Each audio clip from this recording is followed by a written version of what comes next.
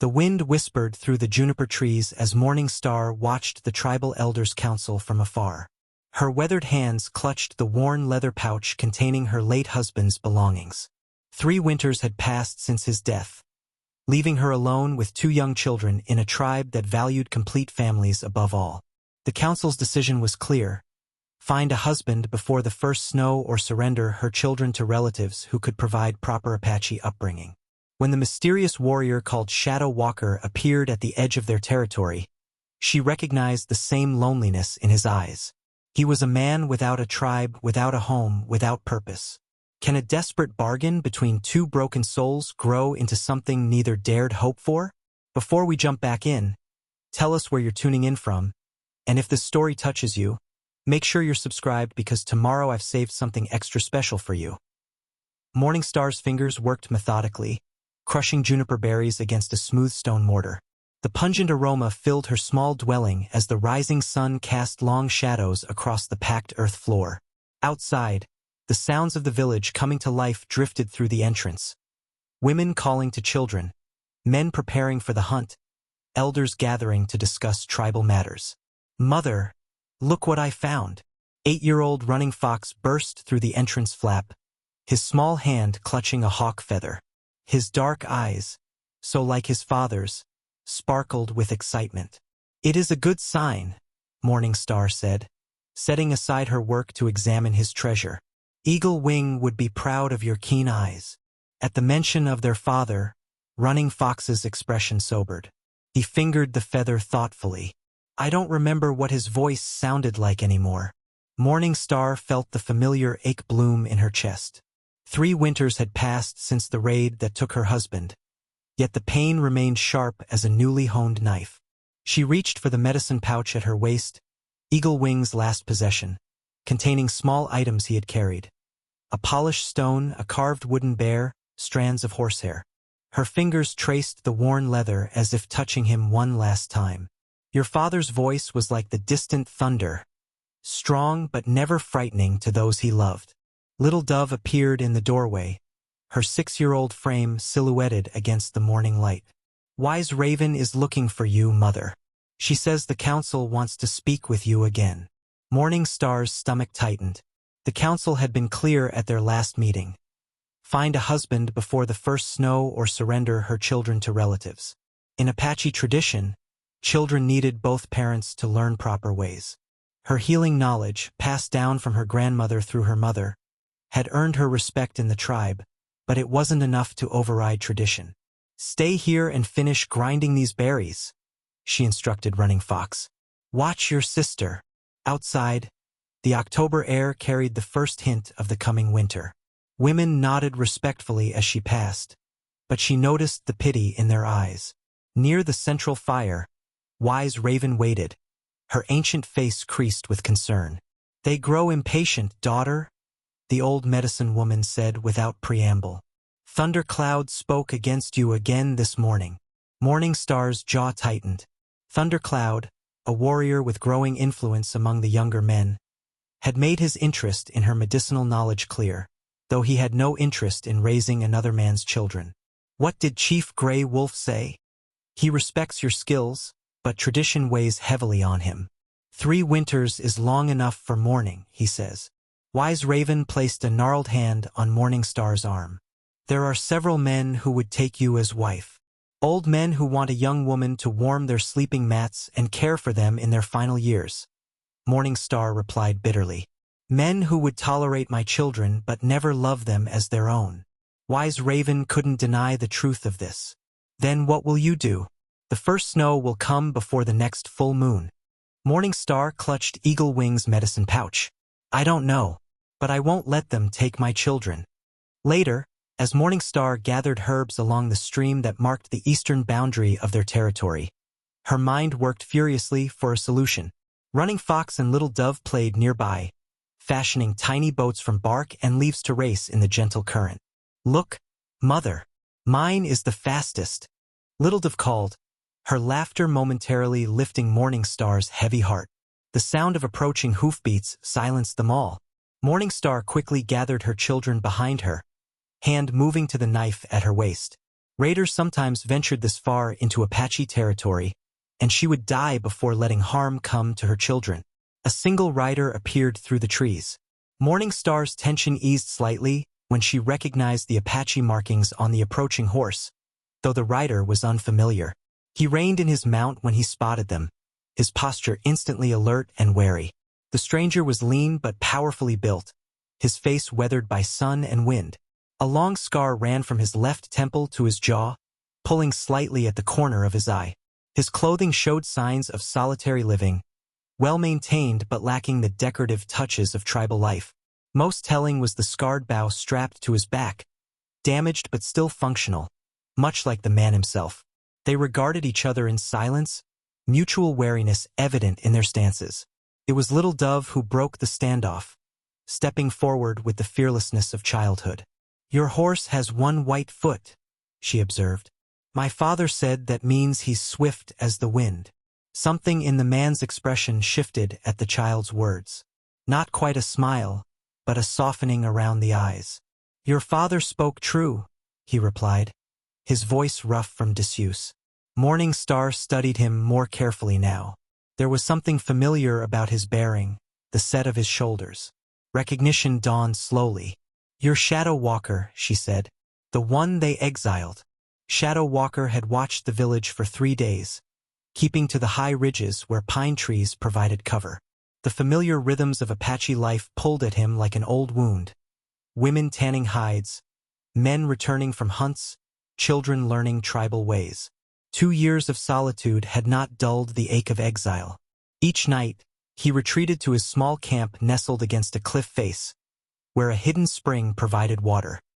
He unwrapped his war shield from its protective covering of deer hide, running his fingers over the symbols of his former status: eagle feathers for bravery, red paint for battles won, the mark of his father's lineage. Now it served only as a bitter reminder of what he had lost. The memories came unbidden, as they often did in the quiet hours. The raid on the white settlers' wagon train, the ambush that followed, his decision to fall back rather than lead his men into certain death, Thundercloud's accusations afterward, cowardice, weakness, betrayal. The tribe divided, the elders swayed by Thundercloud's fiercer conviction, the judgment delivered by Chief Grey Wolf, exile until he proved worthy to return. Shadow Walker's hand moved to the scar on his face, a parting gift from Thundercloud during their final confrontation. The physical wound had healed, the deeper one festered still. He had saved 3 warriors that day by ordering retreat, but none had spoken in his defense.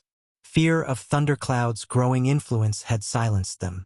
So Shadow Walker had walked away from the only home he had known, his possessions reduced to what he could carry, his future as empty as the desert he wandered. For 2 years he had lived as a ghost, hunting, moving with the seasons, avoiding both Apache territories and white settlements, speaking to no one except his horse, existing but not living, until hunger for his people drew him back to the edges of tribal lands, to watch from afar what he could not rejoin. Dawn found Shadow Walker tracking a deer through the forest east of the village.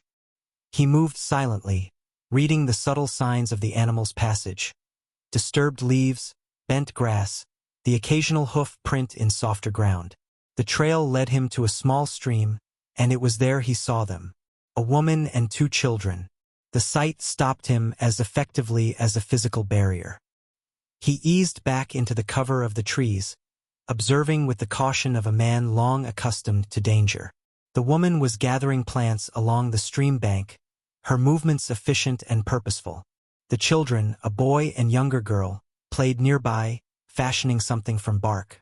Their laughter carried to him on the morning breeze, an alien sound to his ears after so long alone. Something about the woman tugged at his memory.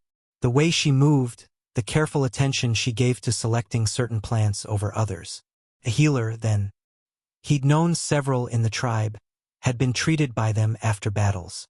He hadn't meant to approach them.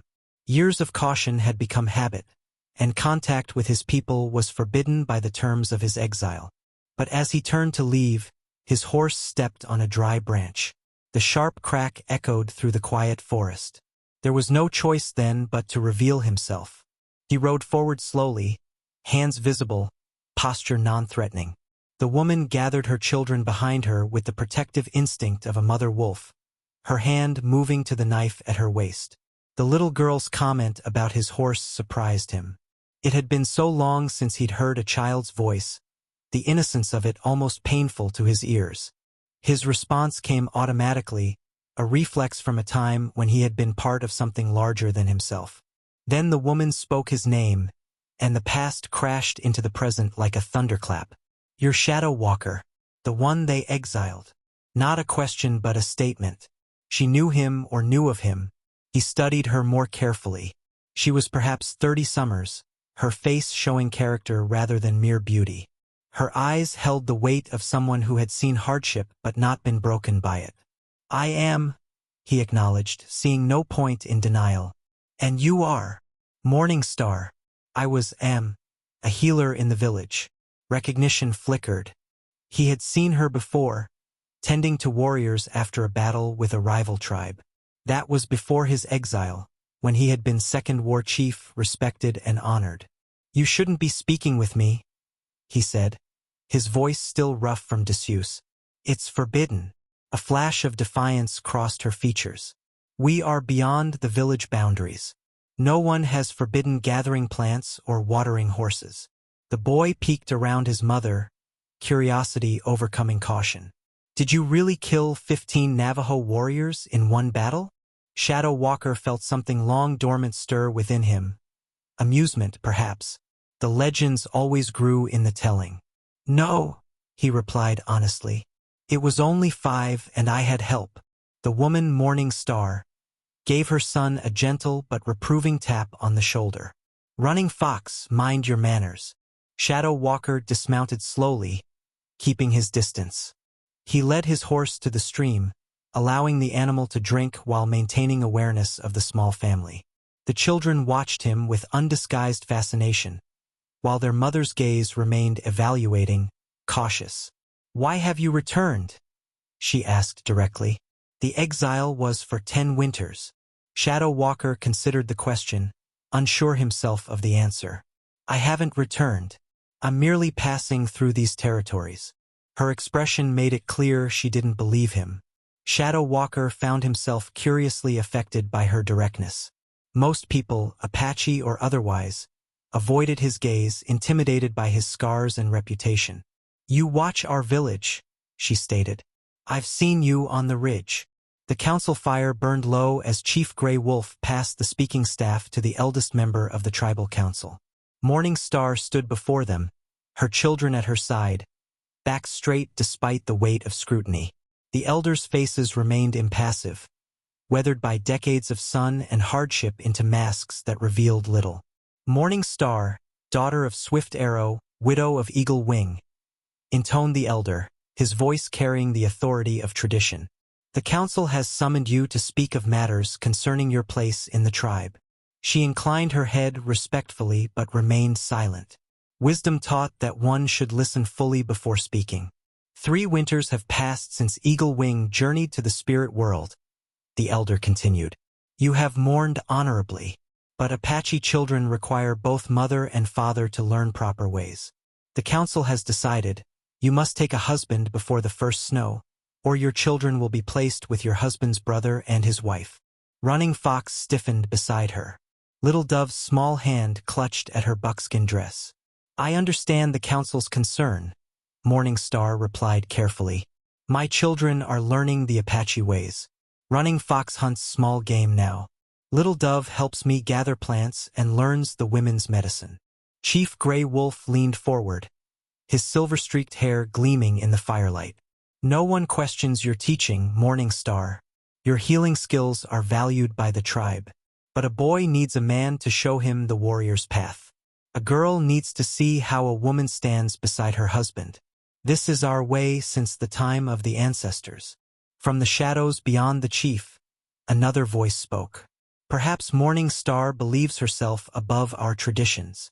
Thundercloud stepped into the circle of light, his tall frame adorned with the symbols of successful hunts and battles. At 35, he had risen quickly in status since Shadow Walker's exile, gathering supporters among the younger warriors with his bold raids and fierce defense of Apache territories against both white settlers and rival tribes. "I respect our ways," Morning Star responded evenly, though her pulse quickened. Thundercloud had made his interest in her knowledge clear, while making equally clear his lack of interest in raising another man's children.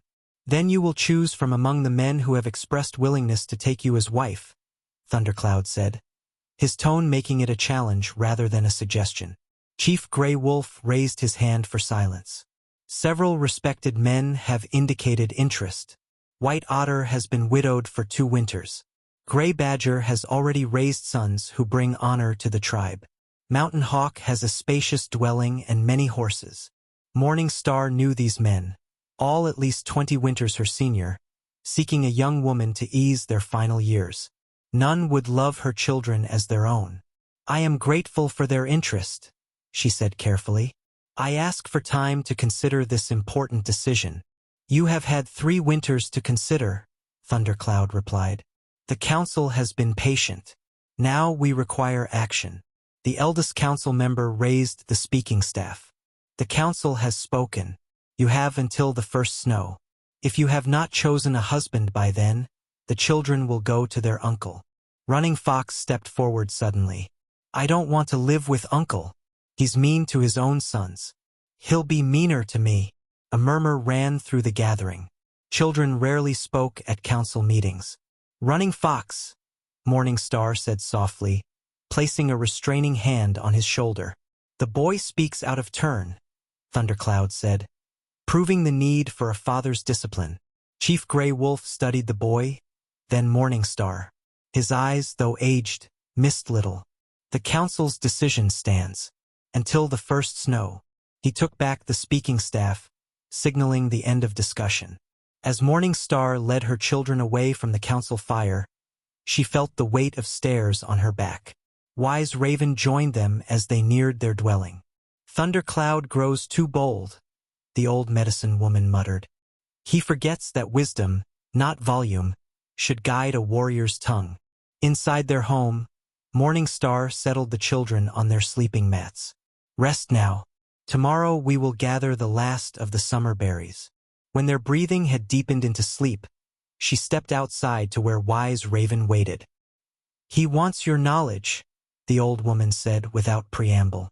"The secret medicines, the healing songs, things I have taught you that even the male healers do not know."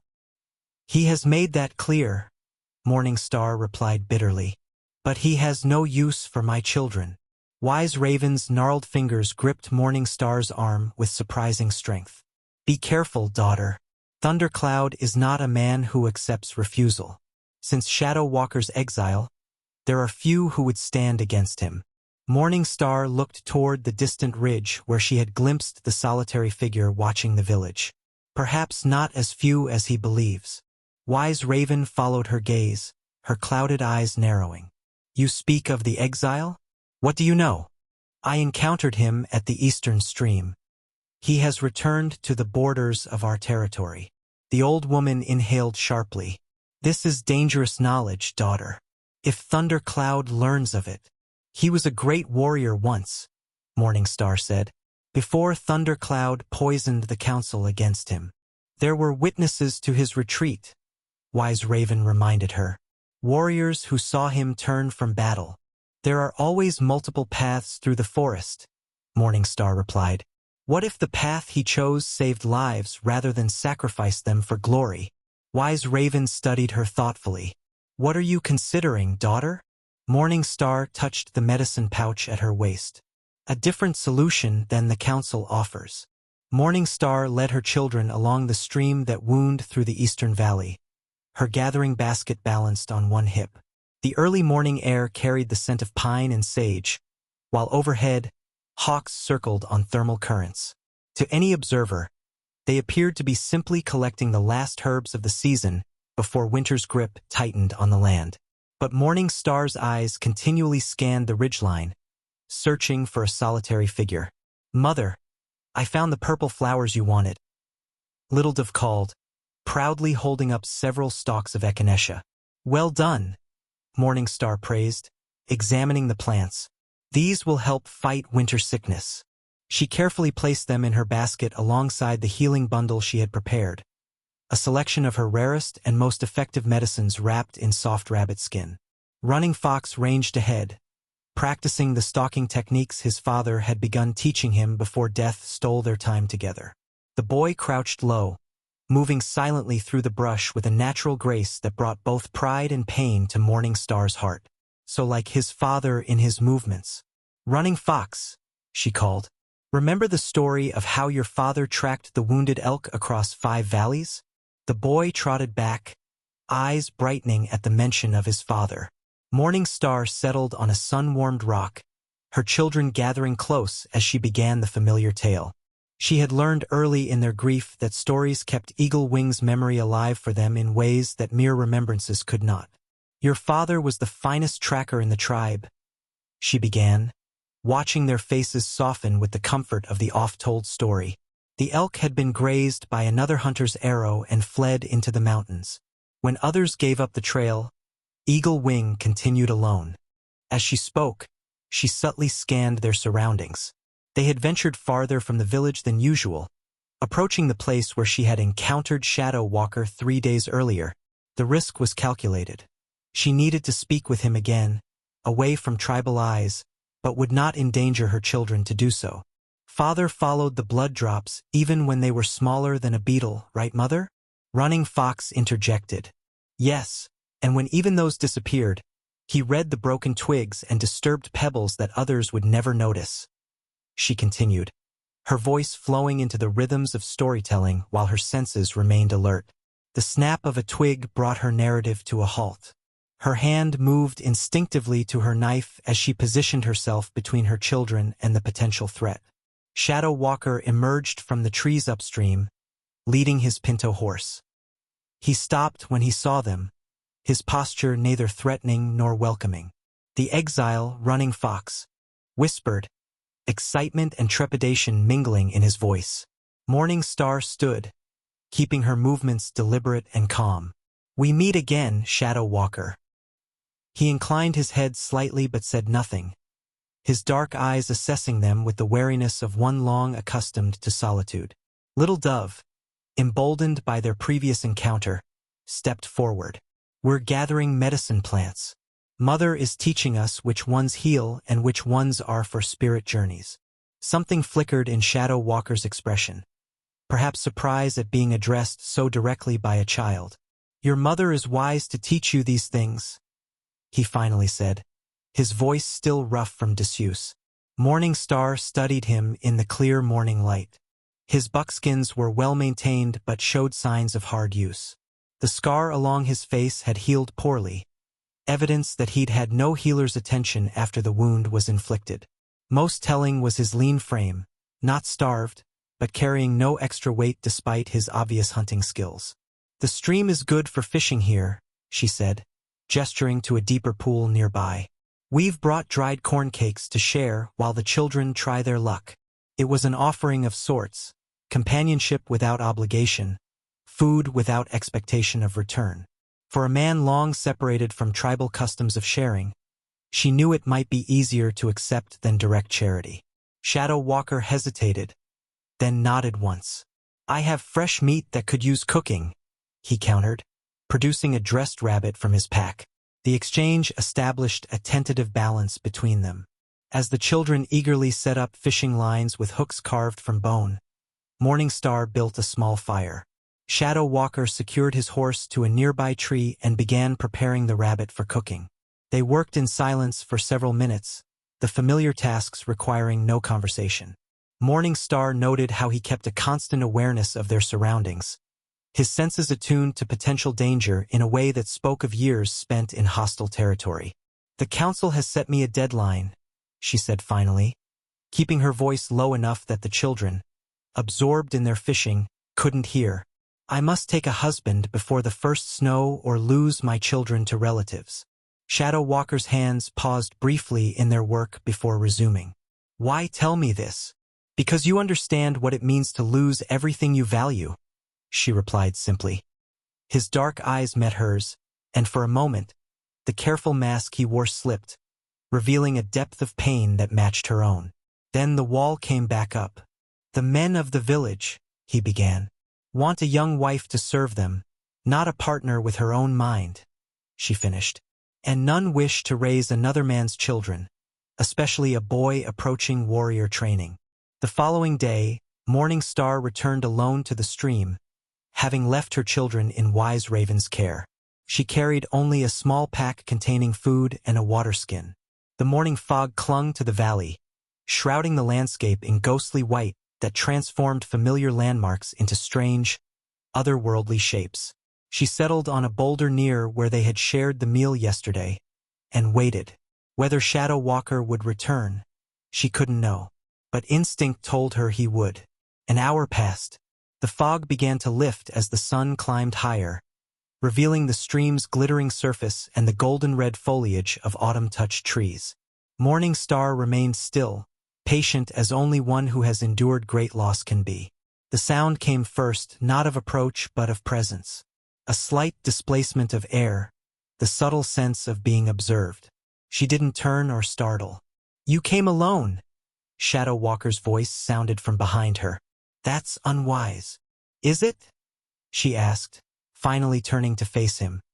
He stood at the tree line, his ceremonial pipe in hand, an unexpected sight. The long-stemmed pipe was sacred to the Apache, used in prayer and contemplation rather than casual smoking. That he had brought it suggested he had spent the morning in spiritual reflection.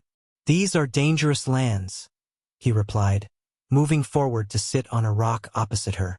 "Raiders, wild animals, settlers pushing ever closer to tribal territories. And yet you survive here alone. I am a warrior trained since childhood for survival. And I am a woman who has survived widowhood, child-rearing alone, and the politics of the tribe," she countered evenly. "We each have our strengths." The ghost of a smile touched his lips before vanishing. "Why did you come back?" Morning Star drew a deep breath. The moment had arrived sooner than she'd expected. "I have a proposition." Shadow Walker's expression revealed nothing, but his posture tensed slightly. "You need a home," she said directly. "A place among people. I've watched you watching the village. Exile hasn't extinguished your need for your people." His jaw tightened. "What I need is not relevant. Isn't it? 2 years alone in the wilderness. How much longer before you become something other than Apache? Before you forget who you were?" "I remember who I was," he said, his voice low and controlled. "The tribe chose to forget." Morning Star leaned forward. "My children need a father. I need a husband before the first snow, or the council will take them from me. You need to return to the tribe. Perhaps we can help each other." Shadow Walker stared at her, genuine surprise breaking through his careful mask. "You're proposing marriage?" "An arrangement," she clarified. "You would have a dwelling, a place in the tribe again. My children would have a father figure, protection. I would keep my family intact." He stood abruptly, pacing a few steps away before turning back to her. "The terms of my exile were clear. 10 winters. Unless you perform an act worthy of return," she countered. Taking responsibility for a widow and her children could be seen as such an act, especially if Chief Grey Wolf supports it. And why would he? Because he respects tradition, but he is not blind to Thundercloud's ambitions. He knows Thundercloud drove your exile to eliminate a rival. The balance of power in the tribe has shifted too far in one direction. Shadow Walker's eyes narrowed. "You've thought this through carefully." "I've had 3 days since our meeting," she replied, "and many sleepless nights before that, seeking a solution. The council would never accept. They might, with Grey Wolf's support. Wise Raven believes he would welcome your return, if given proper reason." Shadow Walker fell silent, studying her with an intensity that would have unsettled a less determined woman. Morning Star met his gaze steadily, allowing him to see both her desperation and her strength. "Your children," he finally said. "What do they know of this plan?" "Nothing yet. I would not raise their hopes before knowing if you would consider it." He nodded, slightly acknowledging the wisdom of this. "And what of other aspects of marriage?" Morning Star had anticipated this question. We would present as husband and wife before the tribe, share a dwelling. Beyond that, we would establish boundaries we both can accept. Shadow Walker turned away, gazing toward the distant mountains. Morning Star waited, recognizing the importance of silence in such moments. When he finally spoke, his voice carried the weight of a man contemplating a life-altering decision. I was prepared to die in exile, he said quietly, to become a ghost among the canyons and mesas, remembered only in stories told to frighten children. And now, he looked back at her. Now you offer a different path, one I never considered. Is it a path you could walk? She pressed gently. Your children might not accept me. The tribe almost certainly won't. Thundercloud would oppose it with every means at his disposal. All true, she acknowledged. The path would not be easy, but you would not walk it alone. Shadow Walker retrieved his ceremonial pipe from where he had set it aside. The carved wooden stem was worn smooth from years of handling, the bowl blackened from use. A single eagle feather hung from a leather thong tied near the mouthpiece.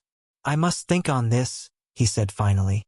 Such a decision cannot be made hastily. Morning Star nodded, having expected nothing less. The moon will be full in 3 nights. I will return then for your answer. As she rose to leave, Shadow Walker spoke again. Why me? There must be men in the village who would be easier choices. Easier, yes, but none who understand what it means to fight for what matters most. She met his eyes. None I could trust with my children's future. The admission hung between them, more revealing than she had intended. Shadow Walker's expression softened almost imperceptibly. 3 nights, he agreed. I will have an answer. Shadow Walker crouched on the ridge overlooking the village, as motionless as the granite boulders surrounding him. From this vantage point, he could observe without being seen, a skill honed through years of warfare and perfected during his exile. The afternoon sun cast long shadows across the collection of dwellings below, where life unfolded in the familiar patterns of Apache existence. His gaze found Morning Star's home easily now, having watched it for several days. She moved with purpose among the other women, respected but separate. The proposal she had made 3 days ago still echoed in his mind, presenting possibilities he had long ago abandoned. A hunting party returned to the village, dragging a deer carcass. Thundercloud led them, his distinctive headdress visible even at this distance. Shadow Walker's jaw tightened. His former friend, now the architect of his disgrace. The memory of their final confrontation burned fresh again. Thundercloud's accusations of cowardice before the council. The physical fight that followed. The knife that gave him his scar. Movement near Morning Star's dwelling drew his attention back. A hunter had collapsed, clutching his leg. Blood darkened his leggings. A hunting accident, judging by how the others gathered around rather than scanning for threats. Morning Star emerged from her home, healer's bag in hand, and the crowd parted for her. Shadow Walker watched with growing interest as she took control of the situation. Her movements were confident and precise as she examined the wound, applied herbs, and bound the injury. The other villagers deferred to her expertise, even Thundercloud stepping back to give her space. Strength and knowledge, Shadow Walker reflected. Not just desperation as he had initially assumed. He shifted his position slightly as the shadows lengthened. The children, her children, returned from wherever they had spent the afternoon, the boy carrying a small game animal he had apparently hunted. Pride showed in his stance as he presented it to his mother, who paused in her healing work to acknowledge his achievement. Shadow Walker felt an unexpected tightness in his chest. How long since anyone had looked at him with such open admiration? How long since he had been part of such simple, essential moments?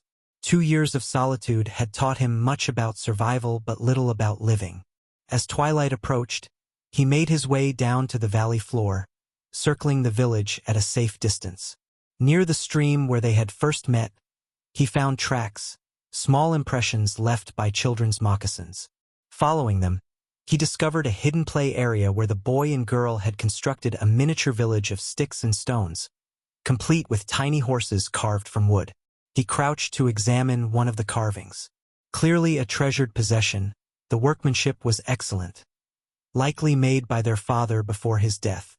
Shadow Walker replaced it carefully, noting how the toys had been arranged to protect them from weather and animals. These children were well taught, respectful of their possessions. A twig snapped behind him. Shadow Walker was on his feet instantly, knife drawn, only to find himself facing two wide-eyed children. "I told you it was him," the boy, running fox, whispered to his sister. Shadow Walker lowered his knife slowly. "You should not be outside the village this late." "We saw you watching," the boy replied, unafraid. "From the ridge." Shadow Walker reassessed the child. Observant, brave enough to follow a warrior, yet cautious enough to bring his sister rather than come alone. "That was good tracking," he acknowledged. The boy straightened with pride. Little Dove moved slightly forward, less timid than their first meeting. "Are you going to marry our mother?" The directness of the question startled him. "What makes you ask that?" "We heard her talking with Wise Raven," Running Fox admitted. "She said you might come to live with us and be our new father." Shadow Walker studied the children's faces, finding curiosity but no fear or rejection. "Would that trouble you? If a stranger came to replace your father?" "You wouldn't replace him," Little Dove said matter-of-factly. "Mother says no one can replace him in our hearts. But we could make room for someone new." The simple wisdom of the child's words struck deeper than any adult argument could have. Shadow Walker found himself momentarily without response. Running Fox filled the silence. "Can you teach me to shoot a bow like yours? Mother says you were the best archer in the tribe." "Did she?" Shadow Walker felt an unexpected warmth at the thought of Morning Star speaking well of him. "She says lots of things about you," Little Dove offered. "That you were brave and honorable, and that the stories people tell aren't true." "Some are, some aren't," Shadow Walker replied carefully. A distant call interrupted them. Morning Star's voice, tinged with worry, searching for her children. Shadow Walker stepped back. "Go to your mother. She's concerned." "Will you come with us?" Little Dove asked, her small hand reaching up to take his larger one without hesitation. The gesture froze him in place. How long since anyone had reached for him in trust rather than fear. The child's hand remained extended, her expression expectant. "Not tonight," he said gently. "But soon, perhaps." Running Fox nodded as if a decision had been made. "Mother will be happy. She needs help. The other women have husbands to hunt for them." "Go now," Shadow Walker urged, hearing Morning Star's calls growing more urgent. As the children disappeared into the growing darkness, Shadow Walker remained motionless, their innocent acceptance creating turbulence in his carefully ordered existence. The decision he had been struggling with seemed suddenly, unexpectedly clearer. Later that night, after the village fires had dimmed to embers, he approached Morning Star's dwelling. Rather than enter, he left a freshly killed rabbit near her doorway, a hunter's offering, a sign that her family would not go hungry while she waited for his answer. The village fell silent as Shadow Walker walked beside Morning Star through the central clearing. Women gathering at the communal cooking fires froze mid-motion. Children stopped their play to stare. Warriors reached instinctively for weapons before restraining themselves. Morning Star kept her head high, her expression revealing nothing of her inner tension. Beside her, Shadow Walker matched her steady pace, his face an impassive mask that betrayed none of the turmoil he must feel returning to the community that had cast him out. Running Fox and Little Dove followed a few steps behind, the boy trying to mimic Shadow Walker's warrior bearing, while the girl clutched her favorite toy horse to her chest for comfort. "Shadow Walker returns to our village," Morning Star announced to the growing crowd, her voice carrying clearly in the stunned silence. "I have asked him to be husband to me and father to my children." Murmurs erupted, rising quickly in volume. From the crowd, Thundercloud emerged, his face darkening with rage. "This exile dares to violate the terms of his punishment?" he demanded, addressing the gathering rather than Shadow Walker directly. "Where are the warriors who will enforce the council's judgment?" Several younger men moved to stand beside Thundercloud, hands on knife hilts. but they hesitated, unwilling to be the first to act against a warrior of Shadow Walker's reputation. "I come to speak with Chief Grey Wolf," Shadow Walker said, his voice steady despite 2 years of limited human interaction. "The terms of my exile included conditions for return. Conditions you have not met," Thundercloud spat. "No great deed, no act of redemption. That is for the chief and council to decide," Morningstar interjected. "Not individual warriors." An elderly voice cut through the tension. "Indeed it is." The crowd parted as Chief Grey Wolf emerged from his dwelling, the ceremonial peace feather held in his right hand, a symbol that violence was forbidden in his presence. His weathered face revealed nothing as he surveyed the confrontation. "Shadow Walker, you returned to us after 2 winters in exile." Shadow Walker inclined his head respectfully. "I come seeking audience, Chief Grey Wolf, and judgment." The old chief studied him carefully, taking in his lean frame, the deeper lines around his eyes, the scar that marked his face. Then his gaze shifted to Morningstar and her children. "This is unexpected," he said finally. "Come to the council fire tonight. We will hear you both." He extended the peace feather toward Shadow Walker. "Until then, you are under my protection as a visitor. None shall harm you while this matter is decided." Thundercloud stepped forward. "Chief Grey Wolf, this man was exiled for cowardice in battle. His presence dishonors those who died defending our people." "I remember the judgment, Thundercloud," the chief replied coolly. "I also remember it was your testimony that weighed most heavily in that decision." Something flickered in Thundercloud's eyes before he masked it. "Because I witnessed his failure." "Perhaps," Chief Grey Wolf agreed. "Tonight we will hear all sides again. The council fire, when the sun touches the western mountains." He turned and walked away, effectively ending the confrontation. The crowd slowly dispersed, though many continued to cast wary or curious glances at Shadow Walker. Thundercloud remained, his gaze locked with his former friends. "You should have stayed in the wilderness where you belong," he said in a low voice meant only for Shadow Walker and Morningstar to hear. "Yet here I stand," Shadow Walker replied evenly. "Perhaps the spirits have other plans than yours." Thundercloud's lips tightened. "The council will reaffirm your exile, and when they do, I will personally ensure you leave our territories forever." His gaze shifted to Morningstar. "As for you, the chief will not look kindly on one who brings dishonor to the tribe. Seeking a father for my children follows the very tradition the council insisted upon," she countered. "Would you have me disregard their wisdom?" Without waiting for his response, she guided her small family toward her dwelling. Shadow Walker followed, acutely aware of the stairs that tracked their movement. Inside the modest structure, Morningstar busied herself preparing a simple meal while the children watched Shadow Walker with undisguised fascination. "Will they make you leave again?"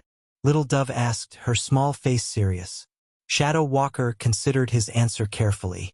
"I don't know, but I made a promise to your mother, and I intend to keep it if the council allows."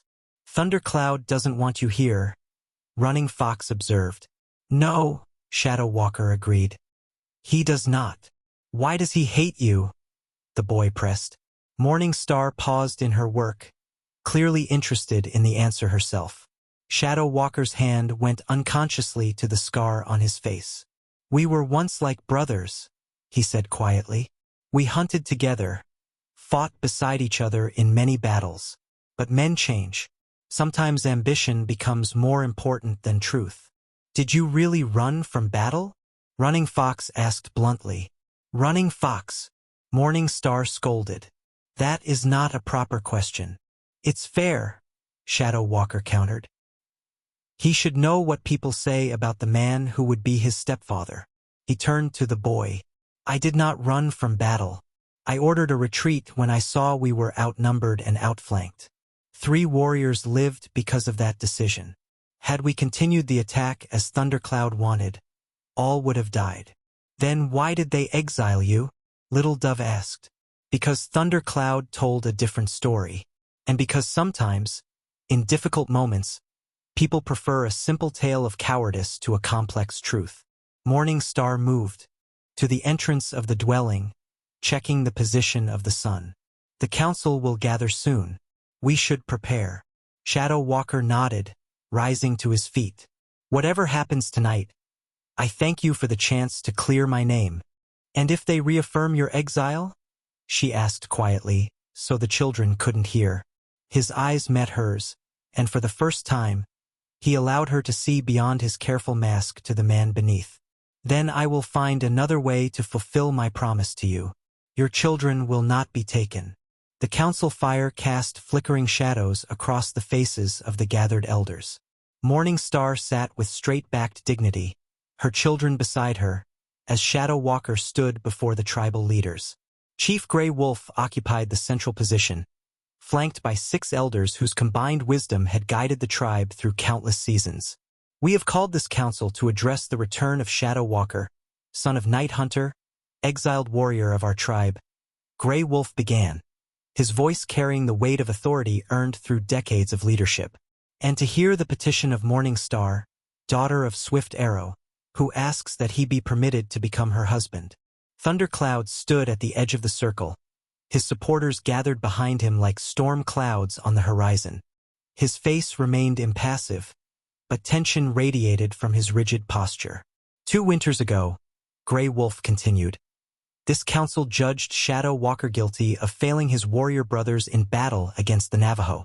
The sentence was 10 winters of exile, unless he performed a deed worthy of redemption and return. The chief's eyes fixed on Shadow Walker. What deed do you present to this council? Shadow Walker met the chief's gaze steadily. I bring no great battle victory, no enemy scalps, no rescued captives, he admitted. Instead, I offer to take responsibility for a widow and her fatherless children, to provide, protect, and guide them in Apache ways. To be the husband and father our traditions require. Murmurs circulated among the gathered tribe members. Thundercloud stepped forward. This is no deed worthy of return. Any man could make such an offer. Yet none have. Morning Star spoke up, her clear voice silencing the whispers.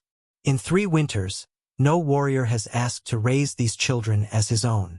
Wise Raven, oldest of the medicine women, rose from her place near the elders. I have had a vision, she announced, her age-roughened voice commanding immediate attention. All knew her spirit connections were strong, her dreams often prophetic. Speak your vision, wise one, Chief Grey Wolf invited. I saw an eagle with a broken wing, cast from its nest, the old woman said, her cloudy eyes seeming to look beyond the physical world. In solitude, it healed stronger than before. When it returned, it sheltered smaller birds beneath its wings, while storms raged around them. She pointed a gnarled finger at Shadow Walker. This one was broken but has healed.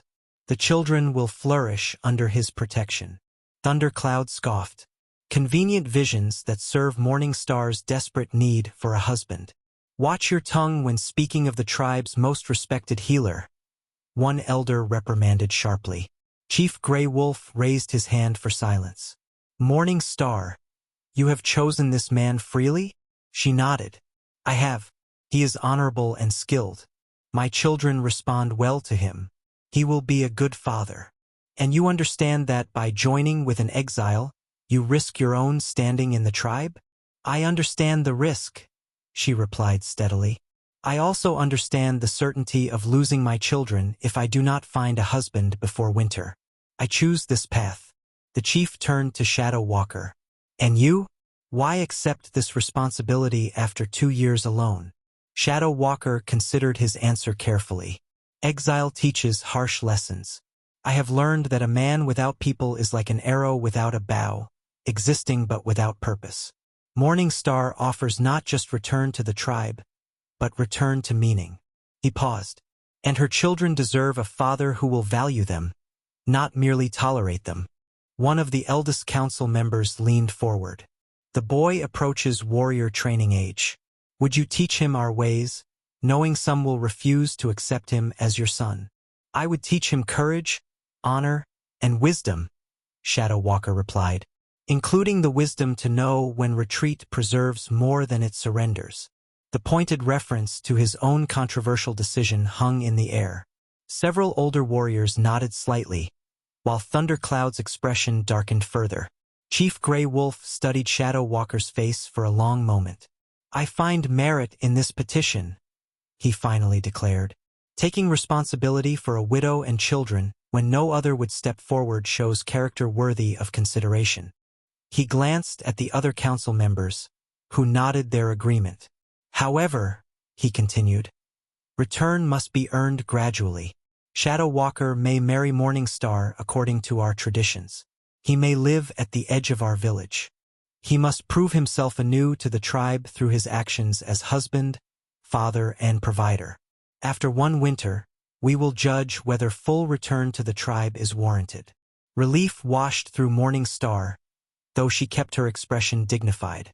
Beside her, Little Dove clutched her hand tightly while Running Fox sat up straighter, pride evident in his posture. "This is an insult to those who died in the battle where he showed cowardice," Thundercloud protested, stepping into the council circle. Chief Grey Wolf's eyes hardened.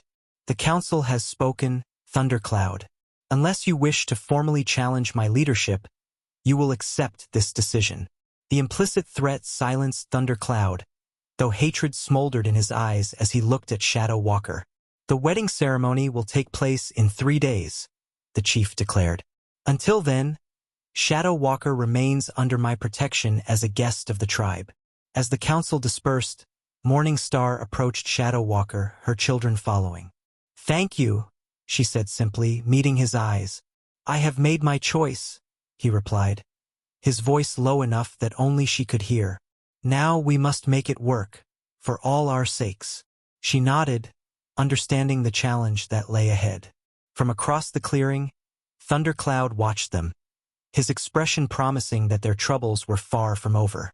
Later that evening, as Morningstar prepared her wedding dress, a beautifully decorated buckskin garment that had belonged to her mother, Wise Raven visited her dwelling. "You have chosen a difficult path, daughter," the old woman observed, running her fingers over the intricate beadwork of the dress. "The only path that allows me to keep my children," Morningstar replied. Wise Raven's eyes, though clouded with age, held sharp intelligence. "Is that the only reason you chose Shadow Walker?" Morningstar's hands stilled on the dress. "He is honorable, strong, good with the children." "Yes," the old woman agreed, "but those are reasons of the head, not the heart." "My heart is not part of this arrangement," Morningstar said firmly. "This is about survival, not love." Wise Raven's weathered face creased in a knowing smile. "We shall see, daughter. We shall see." Dawn broke clear and cold on the wedding day, painting the mountains with golden light that gradually spilled into the valley. Morningstar rose early, allowing Wise Raven and 2 other women to help her prepare. They brushed her long black hair until it shone, then adorned it with small white flowers gathered from the hillsides. The wedding dress, carefully preserved since her mother's time, settled over her shoulders like an embrace from the past. "You look beautiful, daughter," Wise Raven murmured, adjusting the ceremonial necklace of turquoise and silver that completed the outfit. "A worthy bride." Morningstar touched the soft buckskin of the dress, memories of her first wedding day surfacing unbidden. "This feels different." "Of course it does," the old woman replied matter-of-factly. "You were a girl then, filled with dreams. Now you are a woman making a choice to secure your future. And her children's future," Morningstar reminded herself. This marriage was an arrangement, a practical solution. Nothing more. Shadow Walker prepared alone at the edge of the village, where a small dwelling had been hastily constructed for him. He had spent the previous day hunting, bringing down a large buck as a wedding gift for the ceremonial feast, a traditional demonstration of his ability to provide. Now he dressed in his finest buckskins, newly cleaned and adorned with symbols of his warrior status. From his meager possessions, he selected a lance of exceptional quality, crafted during his exile with patient skill. The weapon would be his formal gift to Running Fox, acknowledging his responsibility for the boy's future training. As the sun climbed higher, the village gathered in the central clearing where marriages had been celebrated for generations. Chief Gray Wolf would conduct the ceremony, his presence lending authority and legitimacy to this unusual union. Shadow Walker arrived first, standing tall and composed despite the mix of hostile and curious stares. He had fashioned a new knife sheath as his gift to Morning Star, the leather intricately tooled with protective symbols and images of healing plants that acknowledged her role as a medicine woman. A murmur spread through the gathering as Morning Star approached, her children walking proudly beside her. Little Dove carried a small bundle containing bread made from the first corn of the previous harvest, a traditional symbol of the nourishment a wife would provide. Running Fox carried a water skin decorated with eagle feathers, representing the life-sustaining role of both parents in Apache tradition. As Morning Star took her place beside Shadow Walker, she was struck by how right he looked in ceremonial dress. A warrior restored to his proper place, if only for this moment. Their eyes met briefly, a silent acknowledgement passing between them of the significance of what they undertook. Chief Gray Wolf raised his hands for silence. Today we join two lives according to the ways of our ancestors, he began, his voice strong despite his advanced years. Shadow Walker, son of Night Hunter, and Morning Star, daughter of Swift Arrow, come before the tribe to be recognized as husband and wife, father and mother to these children. The ceremony proceeded with ancient rhythms, the exchange of gifts, the sharing of wedding bread, the binding of hands with a sacred cord while prayers were offered to the four directions. Throughout, Morning Star maintained her composure, though her heart beat rapidly with the weight of the commitment. When Shadow Walker spoke his vows, his deep voice resonated with unexpected emotion. I pledge to protect and provide for this woman and these children, he declared. To teach the boy the ways of Apache warriors, to guard the girl until she finds her own path. Their needs will come before mine, their safety before my comfort, their future before my past. The simple eloquence of his words stirred something within Morning Star. This was more than the formal declaration she had expected. Her own vows followed, promising to maintain his home, to stand beside him in difficulty, to respect his role as head of their family. As she spoke, she realized that despite the practical nature of their arrangement, these promises mattered to her. She intended to honor them fully. The final element of the ceremony arrived, the presentation of the newly formed family to the tribe. Shadow Walker lifted Little Dove onto his hip with surprising gentleness, then placed his free hand on Running Fox's shoulder. Morning Star stood beside them, completing the family circle. The tribe recognizes this union and this family, Chief Gray Wolf proclaimed. Let their dwelling be respected, their children protected, their marriage honored according to our ways. The celebration that followed was modest compared to most Apache weddings, but not lacking in significance. The feast centered around Shadow Walker's deer, supplemented by dishes prepared by the women of the tribe, some out of obligation, others with genuine goodwill toward Morning Star. Thundercloud remained conspicuously absent, though several of his supporters attended, watching with narrow-eyed assessment. As evening approached, the newly formed family retired to Morning Star's dwelling, now officially their shared home. An awkward silence fell as they entered the private space together for the first time. Little Dove broke the tension, presenting Shadow Walker with a small carved horse, one of her treasured toys. This one can be yours, she said solemnly. So you'll always find your way back to us. Shadow Walker crouched to accept the gift, his scarred face softening. I will keep it close always, he promised, tucking the carving carefully into his belt pouch. Running Fox watched this exchange with a complicated expression, wanting to welcome this new father figure, but still protective of his mother and sister, still loyal to the father he had lost. Sensing his conflict, Shadow Walker presented the boy with the lance he had crafted. This is sized for a young warrior to grow into, he explained. We will train with it together when you are ready. The boy's eyes widened at the quality of the weapon, clearly superior to the practice sticks used by other boys his age. Thank you, he said, a new respect evident in his voice. Later, after the children had fallen asleep on their mats, Morning Star and Shadow Walker sat on opposite sides of the dwelling's central fire, the awkwardness between them palpable once more. The sleeping mat is yours, she said quietly. I've prepared another for myself. He nodded, understanding the boundaries she established. Your children did well today. They want this to succeed, she replied. They understand more than we sometimes think. And you? He asked, his dark eyes reflecting the firelight. What do you want from this union? Morning Star considered the question carefully. Safety for my children. Respect from the tribe. A partnership that benefits us both. She paused. And in time, perhaps friendship. A reasonable hope, he acknowledged. I will do my best to honor it. As Shadow Walker settled onto his sleeping mat, exhaustion from the emotional day overtaking him, a memory surfaced from his past. His parents' dwelling, the quiet conversations by firelight, the sense of belonging to something greater than himself. For the first time in 2 years, he fell asleep feeling something akin to peace. A month passed, autumn deepening toward winter as the new family established their rhythms. Shadow Walker rose before dawn each morning, checking snares he'd set the previous evening before hunting larger game. Morning Star awakened the children, preparing the morning meal in their cooking pot. A sturdy clay vessel that had become the center of their shared meals and, increasingly, their shared stories. Father used to make the best rabbit stew.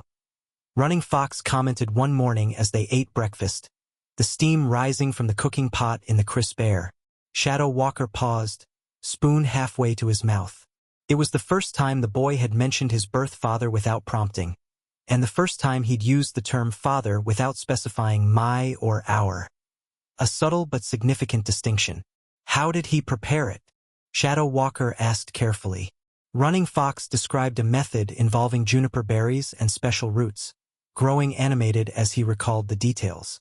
Morning Star watched the exchange with mixed emotions, grateful that her son could speak of Eagle Wing with fond remembrance rather than fresh grief, yet aware of the complicated position Shadow Walker occupied, neither replacing the dead man nor merely standing in his shadow. Perhaps we could try that method next time, Shadow Walker suggested, meeting Morning Star's eyes briefly across the fire.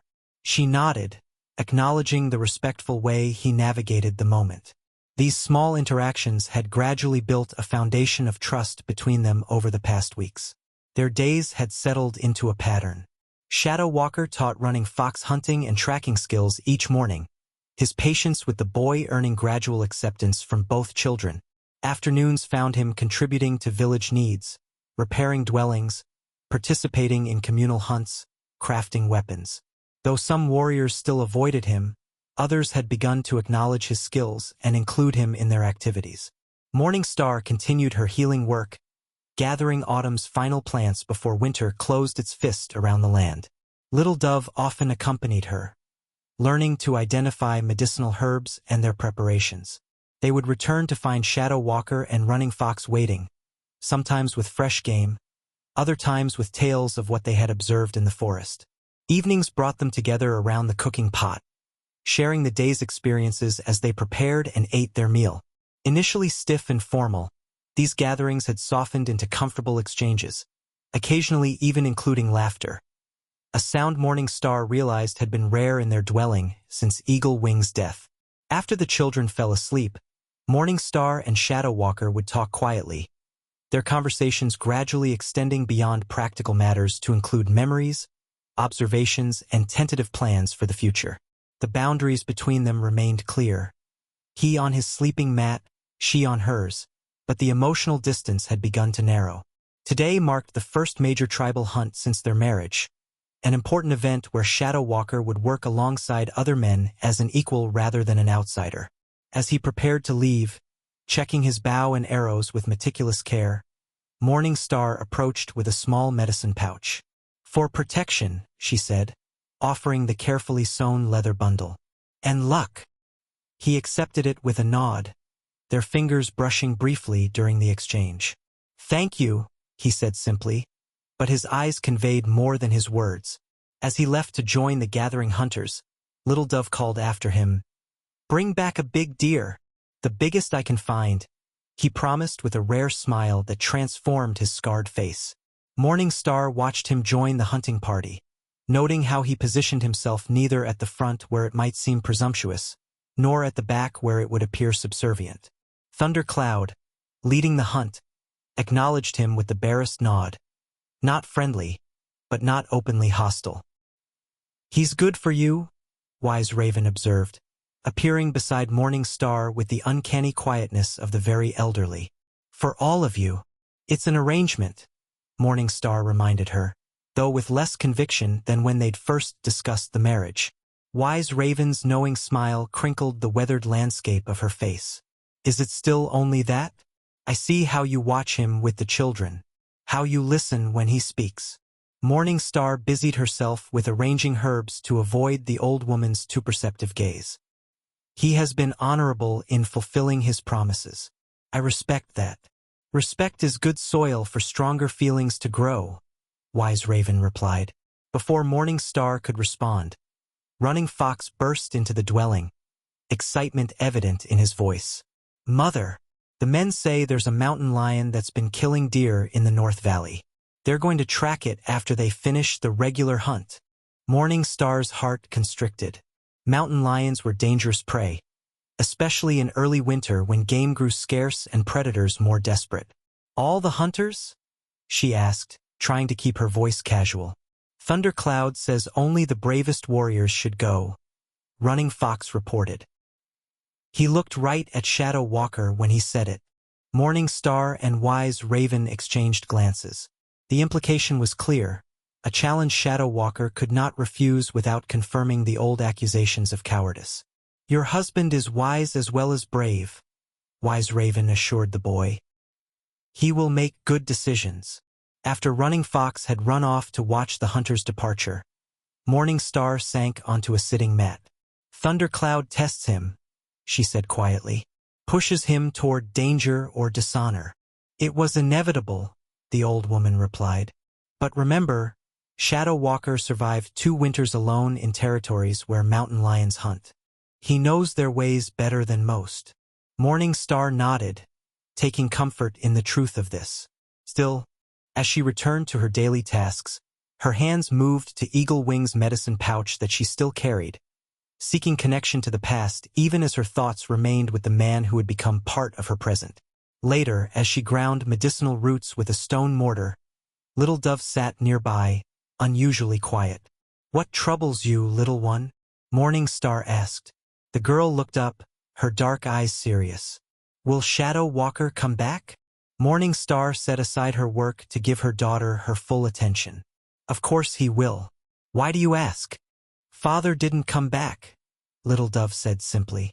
The innocent observation struck Morning Star like a physical blow. She gathered her daughter close. "That was different. Your father was ambushed by enemies far from home."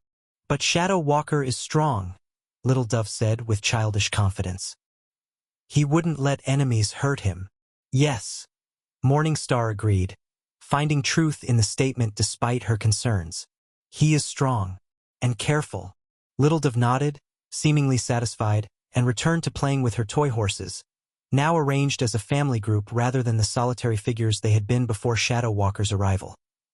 The hunting party returned at dusk, laden with deer and smaller game that would help sustain the tribe through the coming winter. Morning Star stood with other women at the village edge, scanning the returning men. Relief washed through her when she spotted Shadow Walker among them, apparently unharmed. His eyes found hers immediately, a silent communication passing between them before he turned back to help distribute the day's kill. The mountain lion hunt had apparently been postponed, though Morning Star could see Thundercloud gesturing animatedly to Chief Grey Wolf, clearly displeased about something. Later, as they prepared the evening meal, Shadow Walker explained what had happened. "Thundercloud wanted to track the mountain lion immediately," he said, skillfully butchering a portion of venison. "I suggested waiting until morning when we could follow a fresh trail with full daylight. And the chief agreed with you," Morning Star surmised, feeding small sticks into the cooking fire. Shadow Walker nodded. Most of the older hunters did as well. Mountain lions are not to be tracked hastily, especially with winter approaching when they grow more aggressive. "Thundercloud didn't like being contradicted," she observed. "No," Shadow Walker agreed grimly. "He claimed I feared the hunt. That exile had softened me. Running Fox, listening nearby while whittling a new toy arrow, looked up sharply. "What did you say to him?" A ghost of a smile touched Shadow Walker's lips. "I said that having survived alone in mountain lion territory for 2 years, I respected their hunting skills enough to approach with proper caution." The boy grinned, clearly appreciating the subtle rebuke to Thundercloud. Morning Star felt a surge of pride in how Shadow Walker had handled the situation, standing his ground without escalating the conflict. "There is worse news," Shadow Walker continued, his expression growing serious again. "The rains have been scarce this autumn. The springs that feed the Western Creek are running low. That's our main water source in winter," Morning Star said, concern evident in her voice. Shadow Walker nodded. "The council will meet tomorrow to discuss it. Some advocate moving the village closer to the eastern stream for the winter months. And Thundercloud opposes any suggestion of retreat even from drought," Shadow Walker replied dryly. "He insists we can find water by digging deeper wells where we are."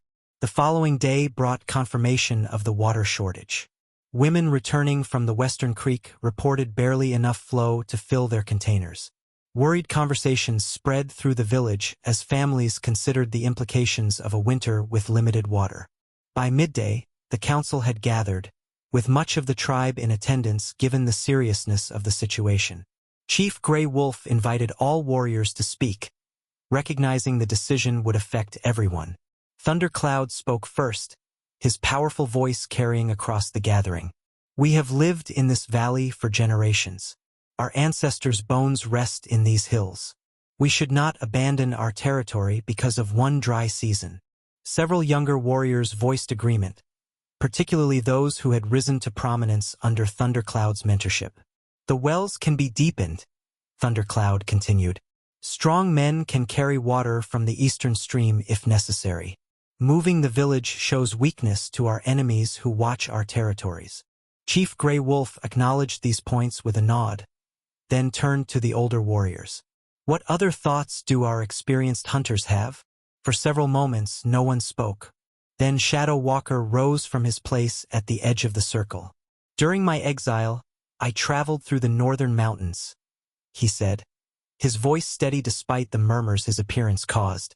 "There is a valley 3 days' journey from here with a hot spring that never freezes, even in the deepest winter. Game is plentiful there because of the warm water. The location is defensible, with caves for additional shelter."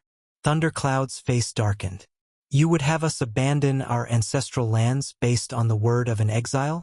Perhaps you lead us into a trap, or to barren ground where we would starve." "I have no reason to harm the tribe that shelters my family," Shadow Walker replied evenly. "I offer knowledge gained at great cost during 2 winters of solitude." One of the eldest council members leaned forward. "I have heard of these hot springs from my grandfather's stories. They were known to our people in earlier times." Chief Grey Wolf considered this information, his weathered face revealing nothing of his thoughts. "Tomorrow, Shadow Walker will lead scouts to verify this place. If it is as he describes, we will consider temporary relocation until the spring rains return."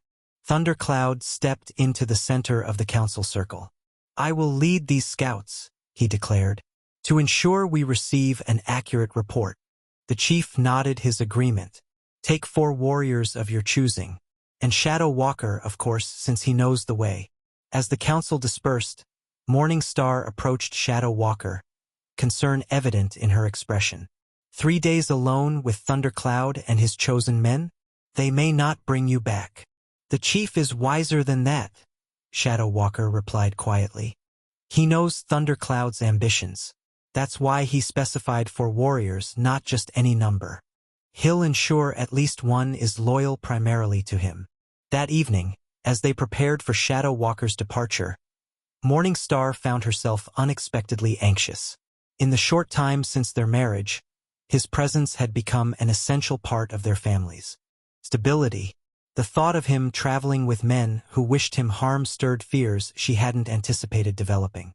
"Take this," she said, pressing a small pouch of special medicines into his hand. "For injuries or fever, His fingers closed around hers briefly. "I will return," he said simply. "Promise the children," she replied, deflecting the sudden intensity between them. He nodded, understanding her need to maintain the boundaries they had established. Crouching beside Running Fox and Little Dove, he spoke to them directly. "I must help the tribe find water for winter," he explained. "I'll be gone for perhaps 6 or 7 days. While I'm away, you must help your mother and continue your training. Will you bring us something from the journey?" Little Dove asked, her small face serious. "If I find anything worthy of a future medicine woman," he promised. Running Fox straightened his shoulders. "I'll protect Mother and Little Dove while you're gone." Shadow Walker placed a hand on the boy's shoulder. "I know you will. You're becoming a true Apache warrior." The simple praise brought a flush of pride to Running Fox's face, and an unexpected tightness to Morning Star's throat. In that moment, she realized how completely Shadow Walker had begun fulfilling his promise to be a father to her children, not merely a provider. Later, after the children slept, Morning Star noticed Shadow Walker examining something in the firelight, a slender arrow unlike the others in his quiver. "What is that?" she asked, moving closer. He held it up, revealing unusually dark fletching and a strangely discolored arrowhead. "Something I found near our hunting grounds yesterday. Not Apache make." Morning Star studied it with growing concern. "Poisoned," she confirmed, recognizing the residue on the point. "But not with any plant poison our people use." "No," Shadow Walker agreed grimly. "This is Thundercloud's work, a special mixture he learned from a captured enemy years ago." The implications hung heavy between them. "You think he planned to use this during the mountain lion hunt?" "An accident in the confusion of the chase," Shadow Walker nodded. "A tragic mistake easily explained away." Morning Star's hand moved instinctively to her medicine pouch. "And now you travel alone with him." "Not exactly what he planned," Shadow Walker acknowledged, "but perhaps an opportunity he won't waste." "Then why go?" she asked, real fear coloring her voice for the first time. Shadow Walker carefully rewrapped the poisoned arrow in a piece of hide.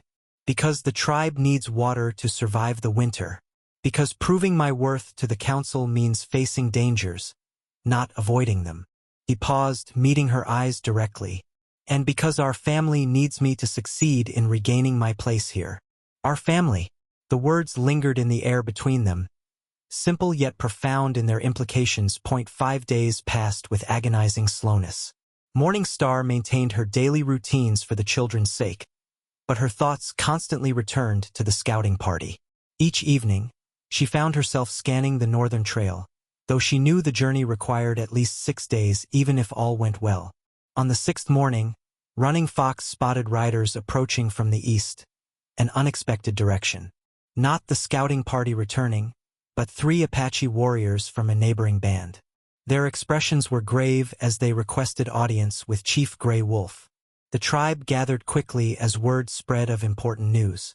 Morning Star positioned herself where she could hear the proceedings, her children beside her. "We bring warning," the lead rider announced once formalities had been observed. "White soldiers have established a fort 2 days' ride from here, at the junction of the 2 rivers." Murmurs of concern rippled through the gathering. That location was dangerously close to hunting grounds the tribe had used for generations. "How many soldiers?" Chief Gray Wolf asked. "Perhaps 50 men. They have big guns mounted on wheels. They're building wooden walls." The chief's expression remained impassive, though Morning Star could see the concern in his eyes. "Have they shown hostility?" "Not yet," the messenger replied. "But they've brought mapmakers who are drawing the lands on paper. And we found this." He unrolled a weathered hide map marked with Apache symbols showing sacred sites, water sources, and tribal boundaries. Morning Star recognized it immediately. A teaching map used by elders to instruct younger generations about their territories and history. "Where did you get this?" the chief demanded. "White men were studying it. When they slept, we took it back." The messenger's voice hardened. "They had many such maps of different tribes. They planned something." Chief Gray Wolf turned to his council elders. their faces reflecting the seriousness of this development. This changes our situation. If white soldiers establish permanent presence so close to our winter grounds, we should attack now before their walls are complete. One of Thundercloud's supporters called out, "Drive them from our lands." Several younger warriors voiced agreement, but the chief raised his hand for silence. "We do not yet know their intentions, and they have weapons that can kill from great distances." He turned back to the messengers. "When did you see this fort?" "4 days ago. We rode to warn all Apache bands in these mountains." Morning Star felt a chill that had nothing to do with the autumn air. The location described was not far from the route Shadow Walker and the scouting party would take to the hot springs. If they encountered soldiers, after the council dispersed to consider this news, she sought out Wise Raven, finding the elder woman sorting dried herbs in her dwelling. "You're worried for him," the old woman observed without preamble. Morning Star nodded, not bothering to deny it. The scouting party may cross paths with these soldiers. Shadow Walker survived alone for 2 winters, Wise Raven reminded her. He knows how to avoid enemies, but he travels with Thundercloud, who may see opportunity in this danger. The old woman's gnarled fingers paused in their work. "You've grown to care for him," she observed. "Beyond the arrangement." Morning Star started to deny it, then stopped, honesty compelling her to examine her feelings. "I respect his honor, his kindness to my children, his skills." She hesitated. "And yes, I fear for his safety in a way I didn't expect." Wise Raven nodded, satisfaction evident in her weathered features. "Good. A marriage without feeling is like a fire without warmth. It may cook the food, but it brings no comfort to the dwelling." That night, Morning Star found herself unable to sleep, restlessness driving her to step outside their dwelling. The autumn moon hung low and full, illuminating the valley with silver light. In the distance, the mountains where Shadow Walker traveled stood like sentinels against the star-filled sky. A movement near the edge of the village caught her attention. Thundercloud's wife, Singing Bird, was speaking with one of the younger warriors who had remained behind. Their heads were close together, their manner furtive. As Morning Star watched, the warrior handed something to Singing Bird, a small object that gleamed briefly in the moonlight before disappearing into her dress. Instinct told Morning Star this midnight exchange involved more than innocent conversation. When Singing Bird returned to her dwelling, Morning Star followed discreetly, positioning herself near a small opening in the structure's wall covering. Inside, Thundercloud's wife removed the object from her dress, a silver medallion on a leather cord. Even from a distance, Morning Star could see it bore unusual markings, unlike typical Apache designs. "He found it exactly where you said," Singing Bird murmured to someone Morning Star couldn't see. "Hidden beneath the false bottom of the exile's pack." "Good," came a female voice Morning Star didn't immediately recognize. "This proves what we suspected. The council must be told as soon as Thundercloud returns." Morning Star retreated silently, her mind racing. Shadow Walker had carried something hidden, something significant enough for Thundercloud to search for. But what could a silver medallion prove? And how had Thundercloud known to look for it? The following day brought answer to one question but deeper mystery about others. The scouting party returned mid-morning, one man missing and Shadow Walker supporting a limping warrior. Thundercloud led them, his face a mask of controlled fury. The tribe gathered as Chief Grey Wolf met the returning scouts. Morning Star positioned herself where she could see Shadow Walker clearly, relief at his return tempered by concern over his haggard appearance. "We found the hot springs as described," Thundercloud reported. "But on our return journey we encountered white soldiers. They fired upon us without provocation. Stone Knife fell with a bullet in his chest." Gasps and angry murmurs spread through the gathering. Morning Star watched Shadow Walker carefully, noting how he maintained a neutral expression despite Thundercloud's obvious attempt to frame the encounter as unprovoked. "Did you verify they were soldiers, not settlers?" Chief Grey Wolf asked. "They wore blue uniforms and carried military rifles," Thundercloud confirmed. They're building a fort less than 2 days' ride from the hot springs location. He paused dramatically, and they seem to be expecting us. With this accusation hanging in the air, Thundercloud turned to face Shadow Walker directly. Perhaps the exile can explain how white soldiers knew exactly where to find an Apache scouting party. Shadow Walker stood unwavering before the accusation, his face revealing nothing of his thoughts. The soldiers were tracking all Apache movements in the region, he stated calmly. They fired when Thundercloud attempted to approach their camp at night. Thundercloud's eyes narrowed dangerously. You lie. We were ambushed on the trail. After you insisted on investigating their camp, Shadow Walker countered. Against the counsel of the other scouts. Chief Grey Wolf raised his hand for silence. These accusations solve nothing. We have confirmed both the hot springs location and the presence of soldiers nearby. He turned to Thundercloud. Did you encounter the fort our messengers spoke of? Thundercloud nodded curtly. We saw it from a distance. They build quickly with many men. Then we face two threats, drought and white encroachment, the chief concluded. The council will discuss our options. He gestured for the scouts to disperse, effectively ending the public confrontation. As Shadow Walker made his way toward their dwelling, Morning Star moved to meet him, the children running ahead excitedly. His exhausted face brightened at the sight of them, though pain flickered in his eyes when he crouched to greet Running Fox and Little Dove. You're hurt, Morning Star observed once they were inside their home. A minor wound, he dismissed, though his movements betrayed stiffness in his left shoulder. Let me see, she insisted, her healer's authority overriding his reluctance. When he removed his buckskin shirt, she inhaled sharply. A deep gash ran across his shoulder blade, the edges showing signs of infection despite his attempts to treat it. This is no bullet wound, she observed, gathering her medicines. No, he agreed grimly. An arrow, from behind. Morning Star's hands stilled momentarily as understanding dawned. One of your own party? Shadow Walker's silence was answer enough. As she cleaned and treated the wound with practiced efficiency, he finally spoke in a low voice meant only for her. Thundercloud led us into soldier territory deliberately, then tried to provoke a conflict. When I intervened, preventing him from attacking their sentry, he turned the others against me. He winced as she applied a poultice to the infected area. The arrow came during the confusion of our retreat. I couldn't see who loosed it. But you suspect, she stated rather than asked. Yes. His dark eyes met hers.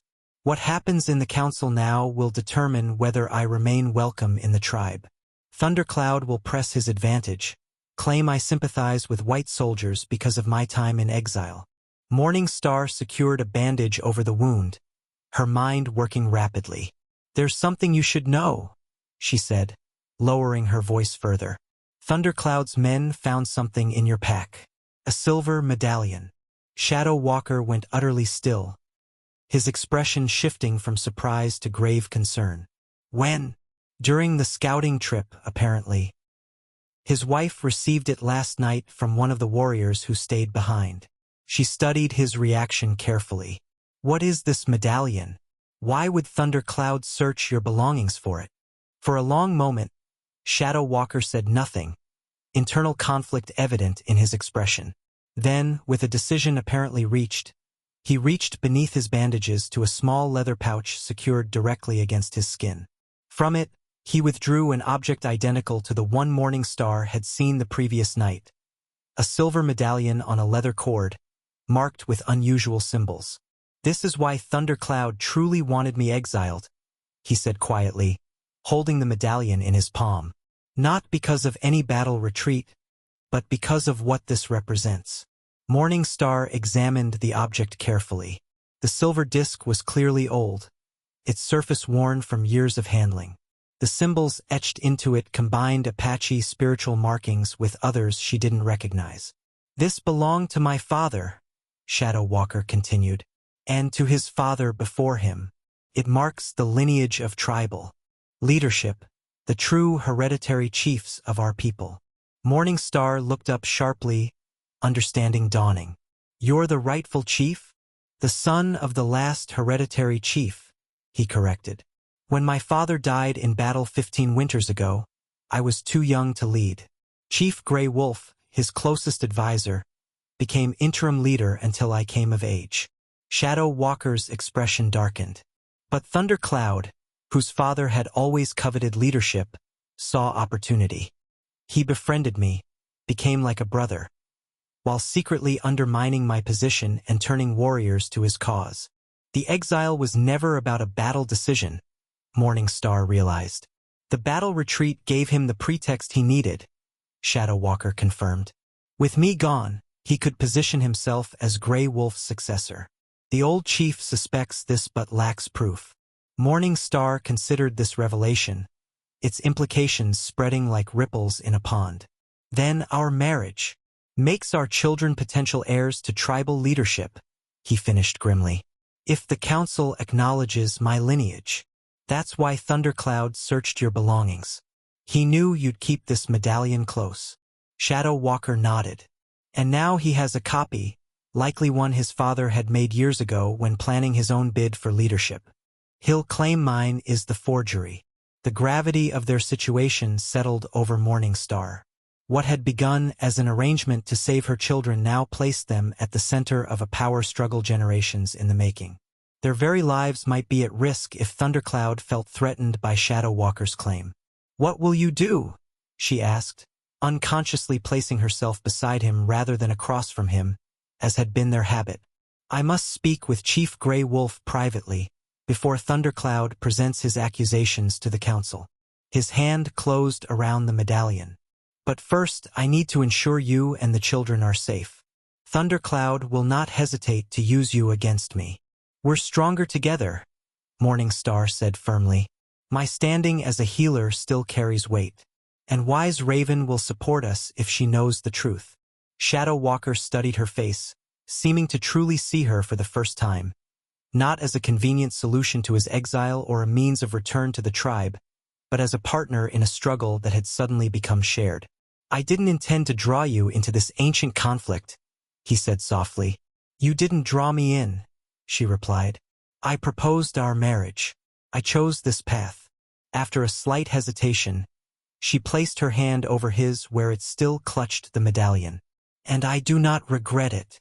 The moment stretched between them, boundaries established during their practical arrangement suddenly less clear. Shadow Walker's free hand moved to cover hers, the simple touch conveying more than words could express. A small sound at the dwelling entrance broke the moment. They turned to find Running Fox watching them, his young face troubled. "Thundercloud's warriors are coming," he reported. "They say the chief has called an emergency council meeting." The council fire burned high as tribal warning drums continued their rhythmic pulse at the village perimeter. Warriors stood alert, weapons ready, women prepared emergency packs, and children were gathered in central dwellings for protection. The news of soldiers establishing a fort so close to tribal lands had created an atmosphere of crisis that Thundercloud was expertly manipulating. Shadow Walker and Morning Star approached the council circle together, her children safely left in Wise Raven's care. Though tradition dictated that Morning Star should stand with the other women, she remained firmly beside her husband, a silent statement of unity that drew notice from the gathered tribe. Chief Grey Wolf sat in his customary place, his aged face grave as he surveyed the assembled Apache. To his right, the tribal elders maintained dignified composure despite the tension. To his left, Thundercloud stood with the confidence of a man about to claim victory. "Our people face threats from all sides," the chief began once silence fell. "Drought threatens our water. White soldiers threaten our lands. We must decide our course before the winter snows trap us in indecision." Thundercloud stepped forward immediately. "The path is clear. We must secure our current territory against white encroachment. Abandoning our ancestral lands for distant hot springs would show weakness our enemies would exploit."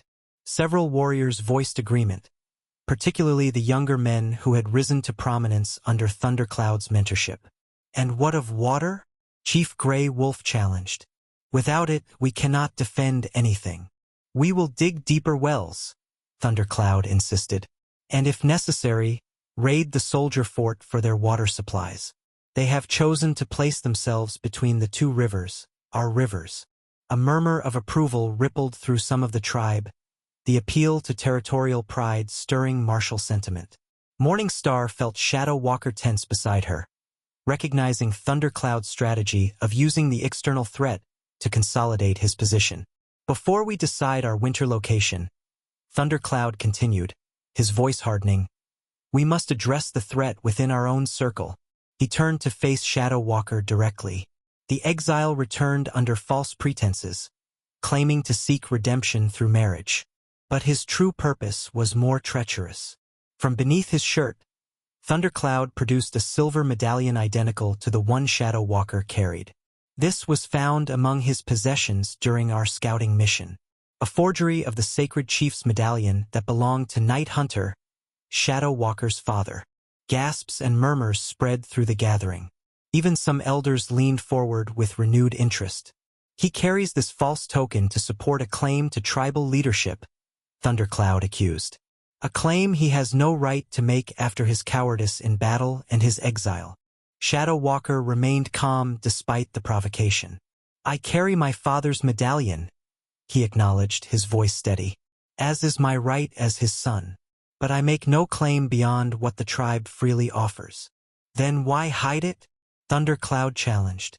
Why not present it to the council upon your return? Because I returned seeking only to be a husband and father, Shadow Walker replied. Not to reclaim position or power.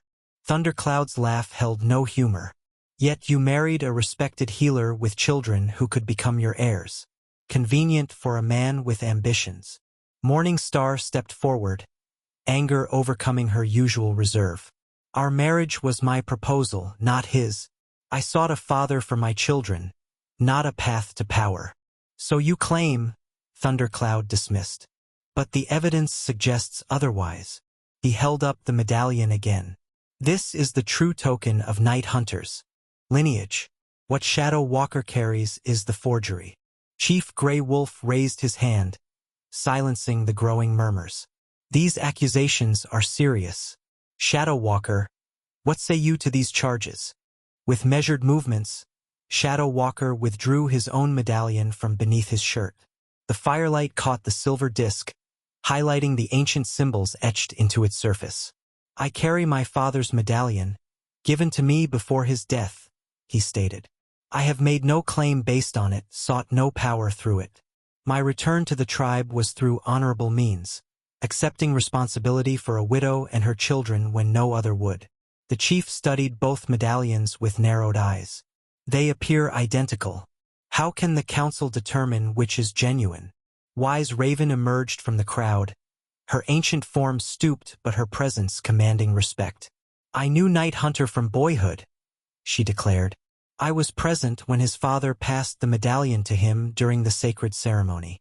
She approached Shadow Walker and Thundercloud, her clouded eyes somehow still discerning as she examined both silver discs. The true medallion bears a small mark on its edge, she announced. A lightning bolt struck by Night Hunter's grandfather to commemorate survival of a great storm. Both men turned their medallions to show the edges. On Shadow Walker's, a tiny zigzag line was barely visible in the firelight.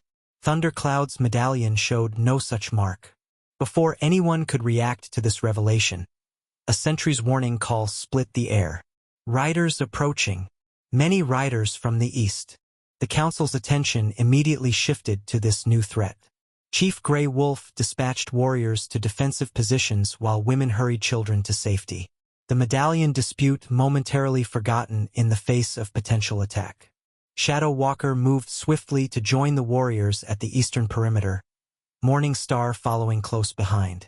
From their position on a small rise, they could see a group of perhaps 20 riders approaching in the gathering dusk, their silhouettes clearly visible against the darkening sky. Soldiers? Morning Star asked, dread coiling in her stomach. Shadow Walker studied the approaching group intently. No, he finally said. Apache. From the mountain band by their formation. Relief mixed with confusion as she recognized he was right. Why would they come in such numbers and at night? Before he could answer, Thundercloud appeared beside them, several of his loyal warriors in tow. "Convenient allies arrive just as your deception is exposed," he said coldly to Shadow Walker. "Did you send for them during our scouting mission?" "I've had no contact with the mountain band in more than 2 winters," Shadow Walker replied evenly. Thundercloud's hand moved to his knife hilt. "We shall see what story they tell." As tribal drums signaled the approaching riders to identify themselves, Morningstar noticed something that sent ice through her veins.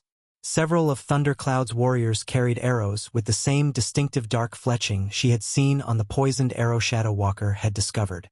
Her hand found Shadow Walker's arm, a warning in her touch.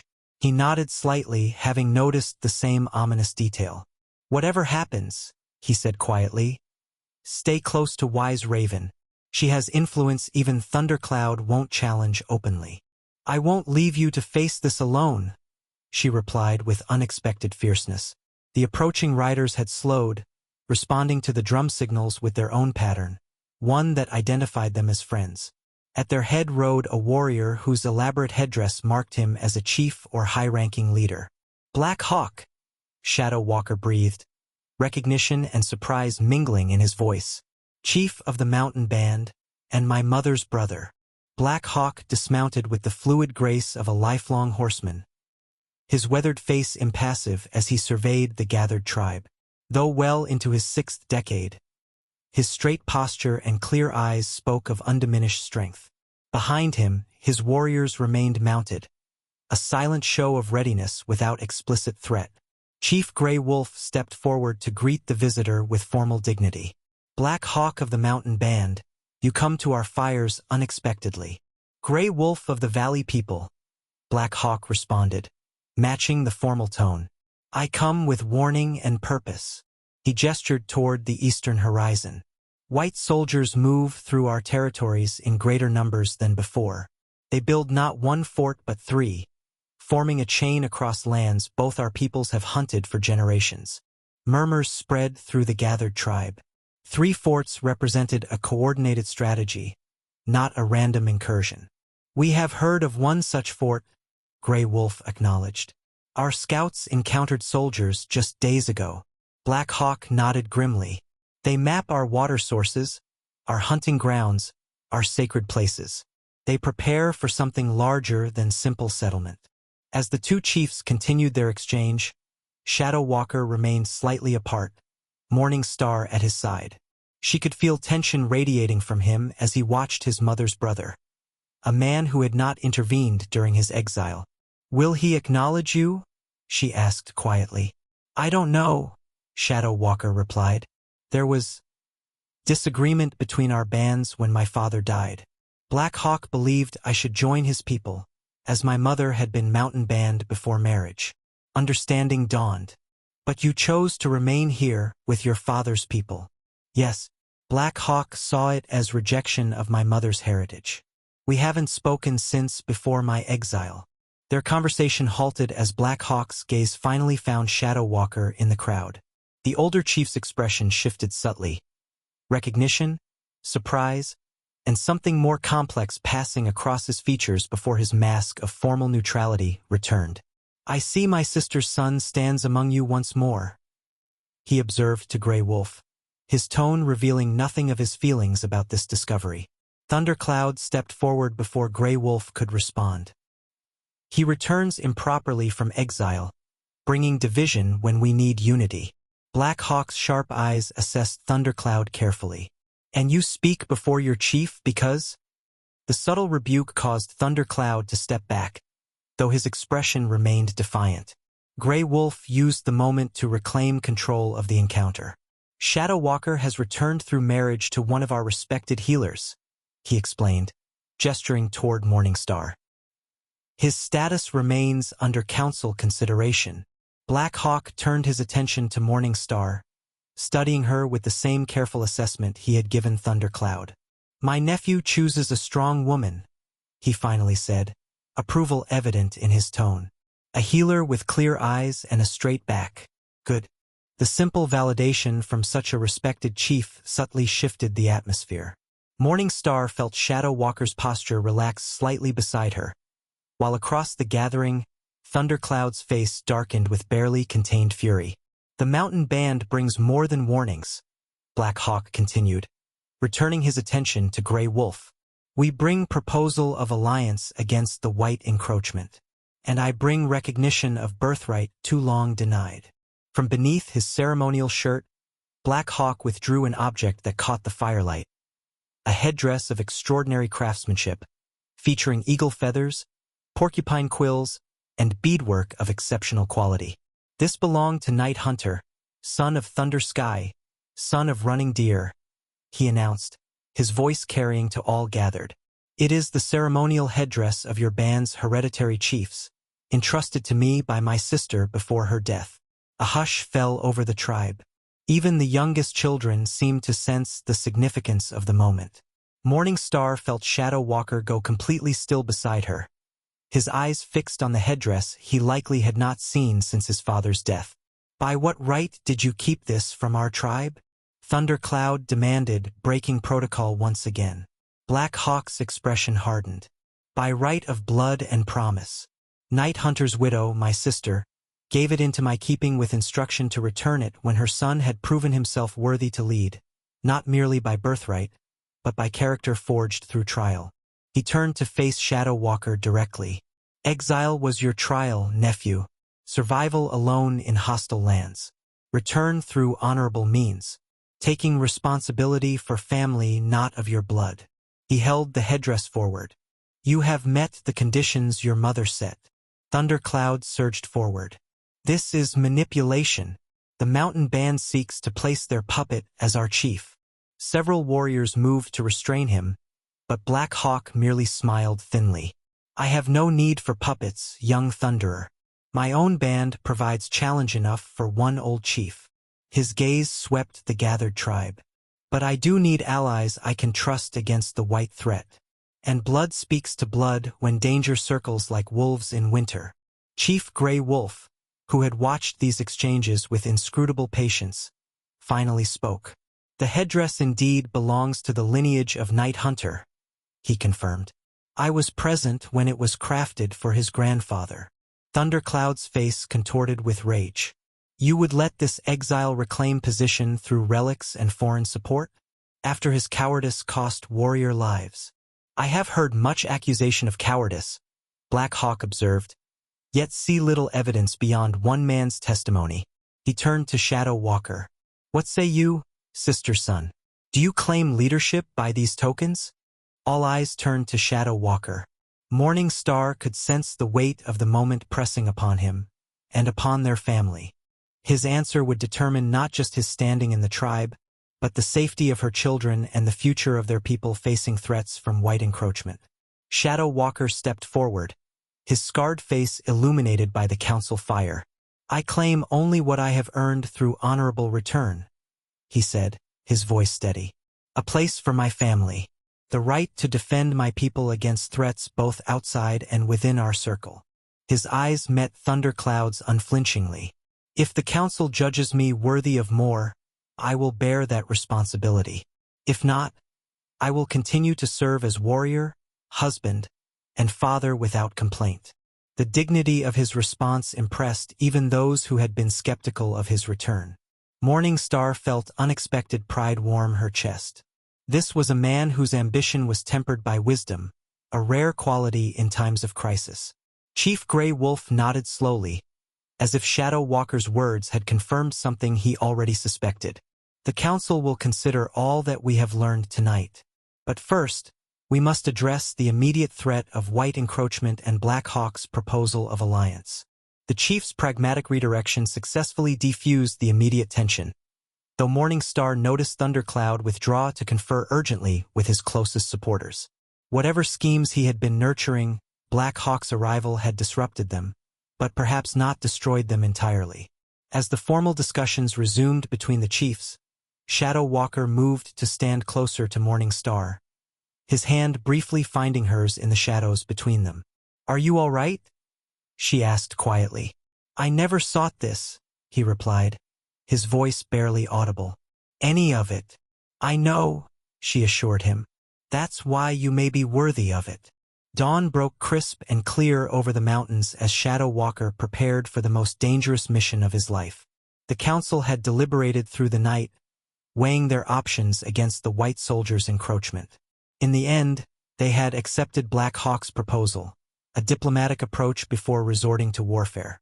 For warriors from each band will approach the nearest fort under truce symbols, Chief Grey Wolf had decided. They will determine the soldiers' intentions and establish boundaries if possible. When Thundercloud had immediately volunteered to lead the Valley Band's representatives, Grey Wolf made a decision that surprised many.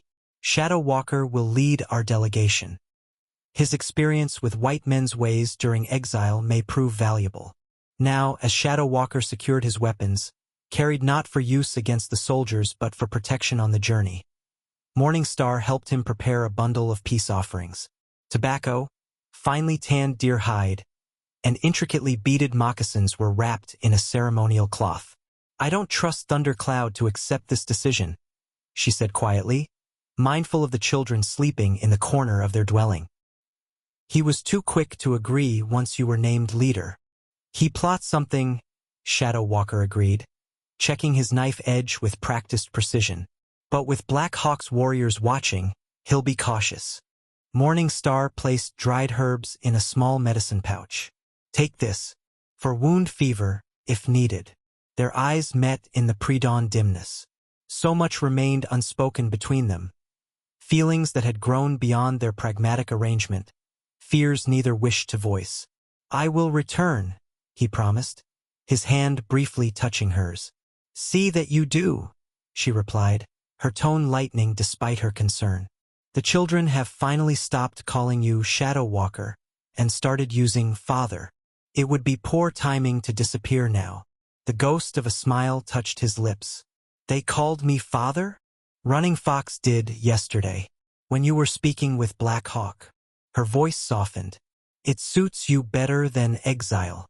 Outside, the delegation was gathering 4 warriors from each band, plus Thundercloud, who had insisted on joining despite not being officially selected. Black Hawk stood with Chief Grey Wolf, both leaders providing final instructions.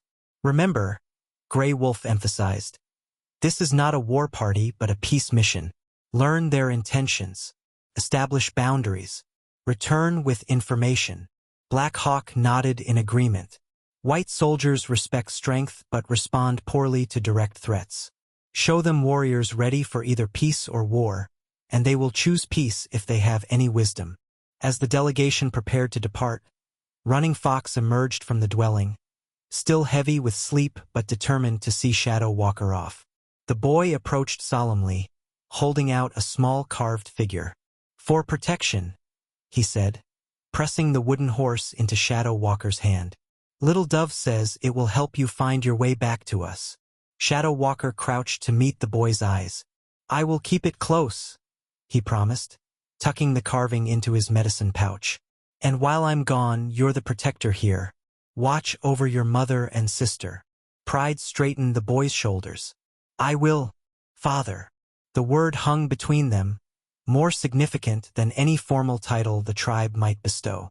Shadow Walker placed a hand on Running Fox's shoulder, momentarily speechless with unexpected emotion. "Good man," he finally managed, his voice rough. Morningstar watched this exchange with a tightness in her throat, the boundaries she had carefully maintained around her heart crumbling further. This arranged marriage had become something neither of them had anticipated, a true family bond. As the delegation rode out, the morning sun illuminating their path eastward, Morningstar felt foreboding settle over her like a physical weight. She had lost one husband to violence. The prospect of losing another. She stopped herself, surprised by her own thoughts. When had Shadow Walker become more than a practical solution to her dilemma? When had his safety become vital to her own happiness, not merely her security? The delegation traveled swiftly, following game trails through forested valleys. Shadow Walker led with the confidence of one who had survived alone in these territories, selecting routes that provided cover while allowing good visibility ahead. Black Hawk's warriors showed their respect by following without question, while Thundercloud and his supporter rode slightly apart, conversing in low tones. By midday, They approached the area where scouts had reported the nearest fort under construction. Shadow Walker called a halt in a sheltered grove, gathering the warriors around him. "We'll leave the horses here," he instructed. "Approach on foot with peace symbols clearly displayed." "We approach as equals, not supplicants," Thundercloud objected. "We ride in as befits Apache warriors." "We approach with wisdom," Black Hawk's senior warrior countered. "Horses make larger targets." This practical observation silenced Thundercloud temporarily. The warriors secured their mounts, prepared their peace symbols, white flags and the bundle of offerings, and moved forward cautiously through the thinning forest. The fort came into view as they crested a small rise, a wooden palisade still under construction, with one wall and a gate completed, the others marked out but not yet built. Soldiers moved about the compound like ants, carrying logs, digging trenches, establishing their permanent presence on Apache land. Shadow Walker raised the white flag, stepped into the clearing, and waited to be noticed. Behind him, the other warriors maintained a disciplined formation, present but not threatening. A sentry spotted them almost immediately. Shouting erupted from the fort, and soldiers rushed to defensive positions. A white officer emerged, studying the Apache delegation through field glasses before giving orders to his men. "They're not shooting," observed one of Black Hawk's warriors. "A good sign." "They're outnumbered here," Thundercloud replied dismissively. "They fear our response." Shadow Walker kept his focus on the fort gate, which was now opening to allow 3 mounted soldiers to exit. The officer in front carried his own white flag, recognition of the diplomatic approach. As the soldiers advanced to a point midway between the fort and the tree line, Shadow Walker signaled his delegation to move forward. This was the most vulnerable moment, exposed in the open, committed to the meeting. The groups halted about 20 paces apart. Shadow Walker stepped slightly ahead of his warriors, as did the white officer. "I am Captain James Miller," the officer announced in clear, careful English. "Who speaks for your people?" Shadow Walker responded in the same language, his facility surprising the officer. "I am Shadow Walker of the Valley Apache. We come to understand why soldiers build forts on Apache hunting grounds."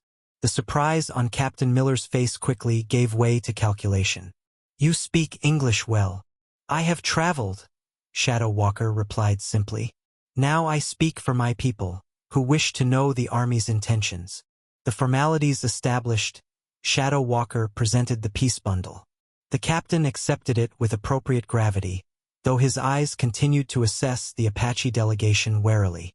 "The United States government is establishing a presence to protect settlers and maintain peace," he explained, delivering what was clearly a prepared statement. "We have no quarrel with peaceful Indians. These lands have been Apache since before your government existed," Shadow Walker countered evenly. "Our hunting grounds feed our people. Our water sources sustain us. 3 forts disrupt this balance." As they continued this careful diplomatic exchange, Morning Star's warning echoed in Shadow Walker's mind. Thundercloud had been too quick to accept his leadership of this mission, too willing to appear subordinate. Even as Captain Miller began explaining the fort boundaries the Army proposed to establish, Shadow Walker maintained peripheral awareness of his delegation. Thundercloud had shifted position slightly, moving to one side while engaging one of Black Hawk's warriors in whispered conversation. The hairs on Shadow Walker's neck prickled with warning. Shadow Walker's instincts screamed danger even as he maintained the diplomatic conversation with Captain Miller. From the corner of his eye, he saw Thundercloud reach subtly toward his quiver. The movement seemed casual, but Shadow Walker recognized the selection of a specific arrow, one with the distinctive dark fletching he had seen before. In that moment, understanding crystallized. Thundercloud wasn't just seeking to undermine him. He intended to create a catastrophe that would ensure war. A war that would elevate him to war chief, perhaps even overall tribal leader. "Your proposed boundaries cut through sacred ground," Shadow Walker continued, betraying none of his growing alarm as he watched Thundercloud knock the arrow without fully drawing his bow. "We need to discuss alternatives that respect both our people's needs." Captain Miller seemed genuinely interested in negotiation, unaware of the Apache power struggle unfolding before him. "I'm authorized to make some adjustments to our planned perimeter," he offered. "If you can show me these sacred areas on our maps." Shadow Walker's decision came in a heartbeat. As Thundercloud's arm tensed to draw his bow, Shadow Walker lunged sideways, tackling the warrior to the ground. "Treachery!" he shouted in Apache as they fell. "He carries poisoned arrows." Confusion erupted instantly. The soldiers drew weapons, Black Hawk's warriors moved into defensive positions, and the two Apache from Shadow Walker's band looked on in shock as their leader struggled with Thundercloud. "He attacks me," Thundercloud shouted, fighting to regain his feet. "The exile betrays us to the white men." Shadow Walker pinned Thundercloud's bow arm, addressing the other warriors urgently. He planned to kill the white captain during peace talks, to start a war none of us could escape. For a crucial moment, the outcome balanced on a knife's edge. Then Black Hawk's senior warrior stepped forward, wresting the fallen arrow from Thundercloud's grip. He examined the arrowhead carefully, then spoke with the authority of decades of combat experience. "Poison," he confirmed grimly. "Not Apache make. Foreign poison meant to ensure death." Captain Miller, to his credit, maintained remarkable composure. "I take it there's a disagreement among your delegation," he observed dryly, his hand still on his holstered pistol. Shadow Walker regained his feet, keeping Thundercloud covered. "A personal grievance that nearly became tribal catastrophe," he explained. "My apologies for the disruption." Thundercloud, seeing his plan unravel, made a desperate final gambit. "He is a traitor," he shouted, switching to English so the white captain would understand. "Lives with white men during exile. Has their medallion. Betrays Apache to save himself." Shadow Walker faced him squarely. "I lived alone, survived alone, and returned through honorable means. The only betrayal here is yours, against your own people." "Enough!" Black Hawk's senior warrior intervened. "This is Apache business, to be settled in Apache ways." He turned to Captain Miller. "We continue peace talks tomorrow.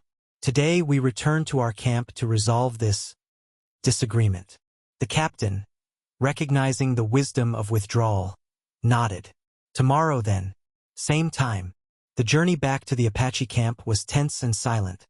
Thundercloud securely bound and guarded by warriors from both bands. Upon their arrival, the tribe gathered quickly as word spread of conflict during the peace mission. Chief Gray Wolf called an immediate council, with Black Hawk present as witness. Thundercloud was brought before them, still defiant despite his bonds.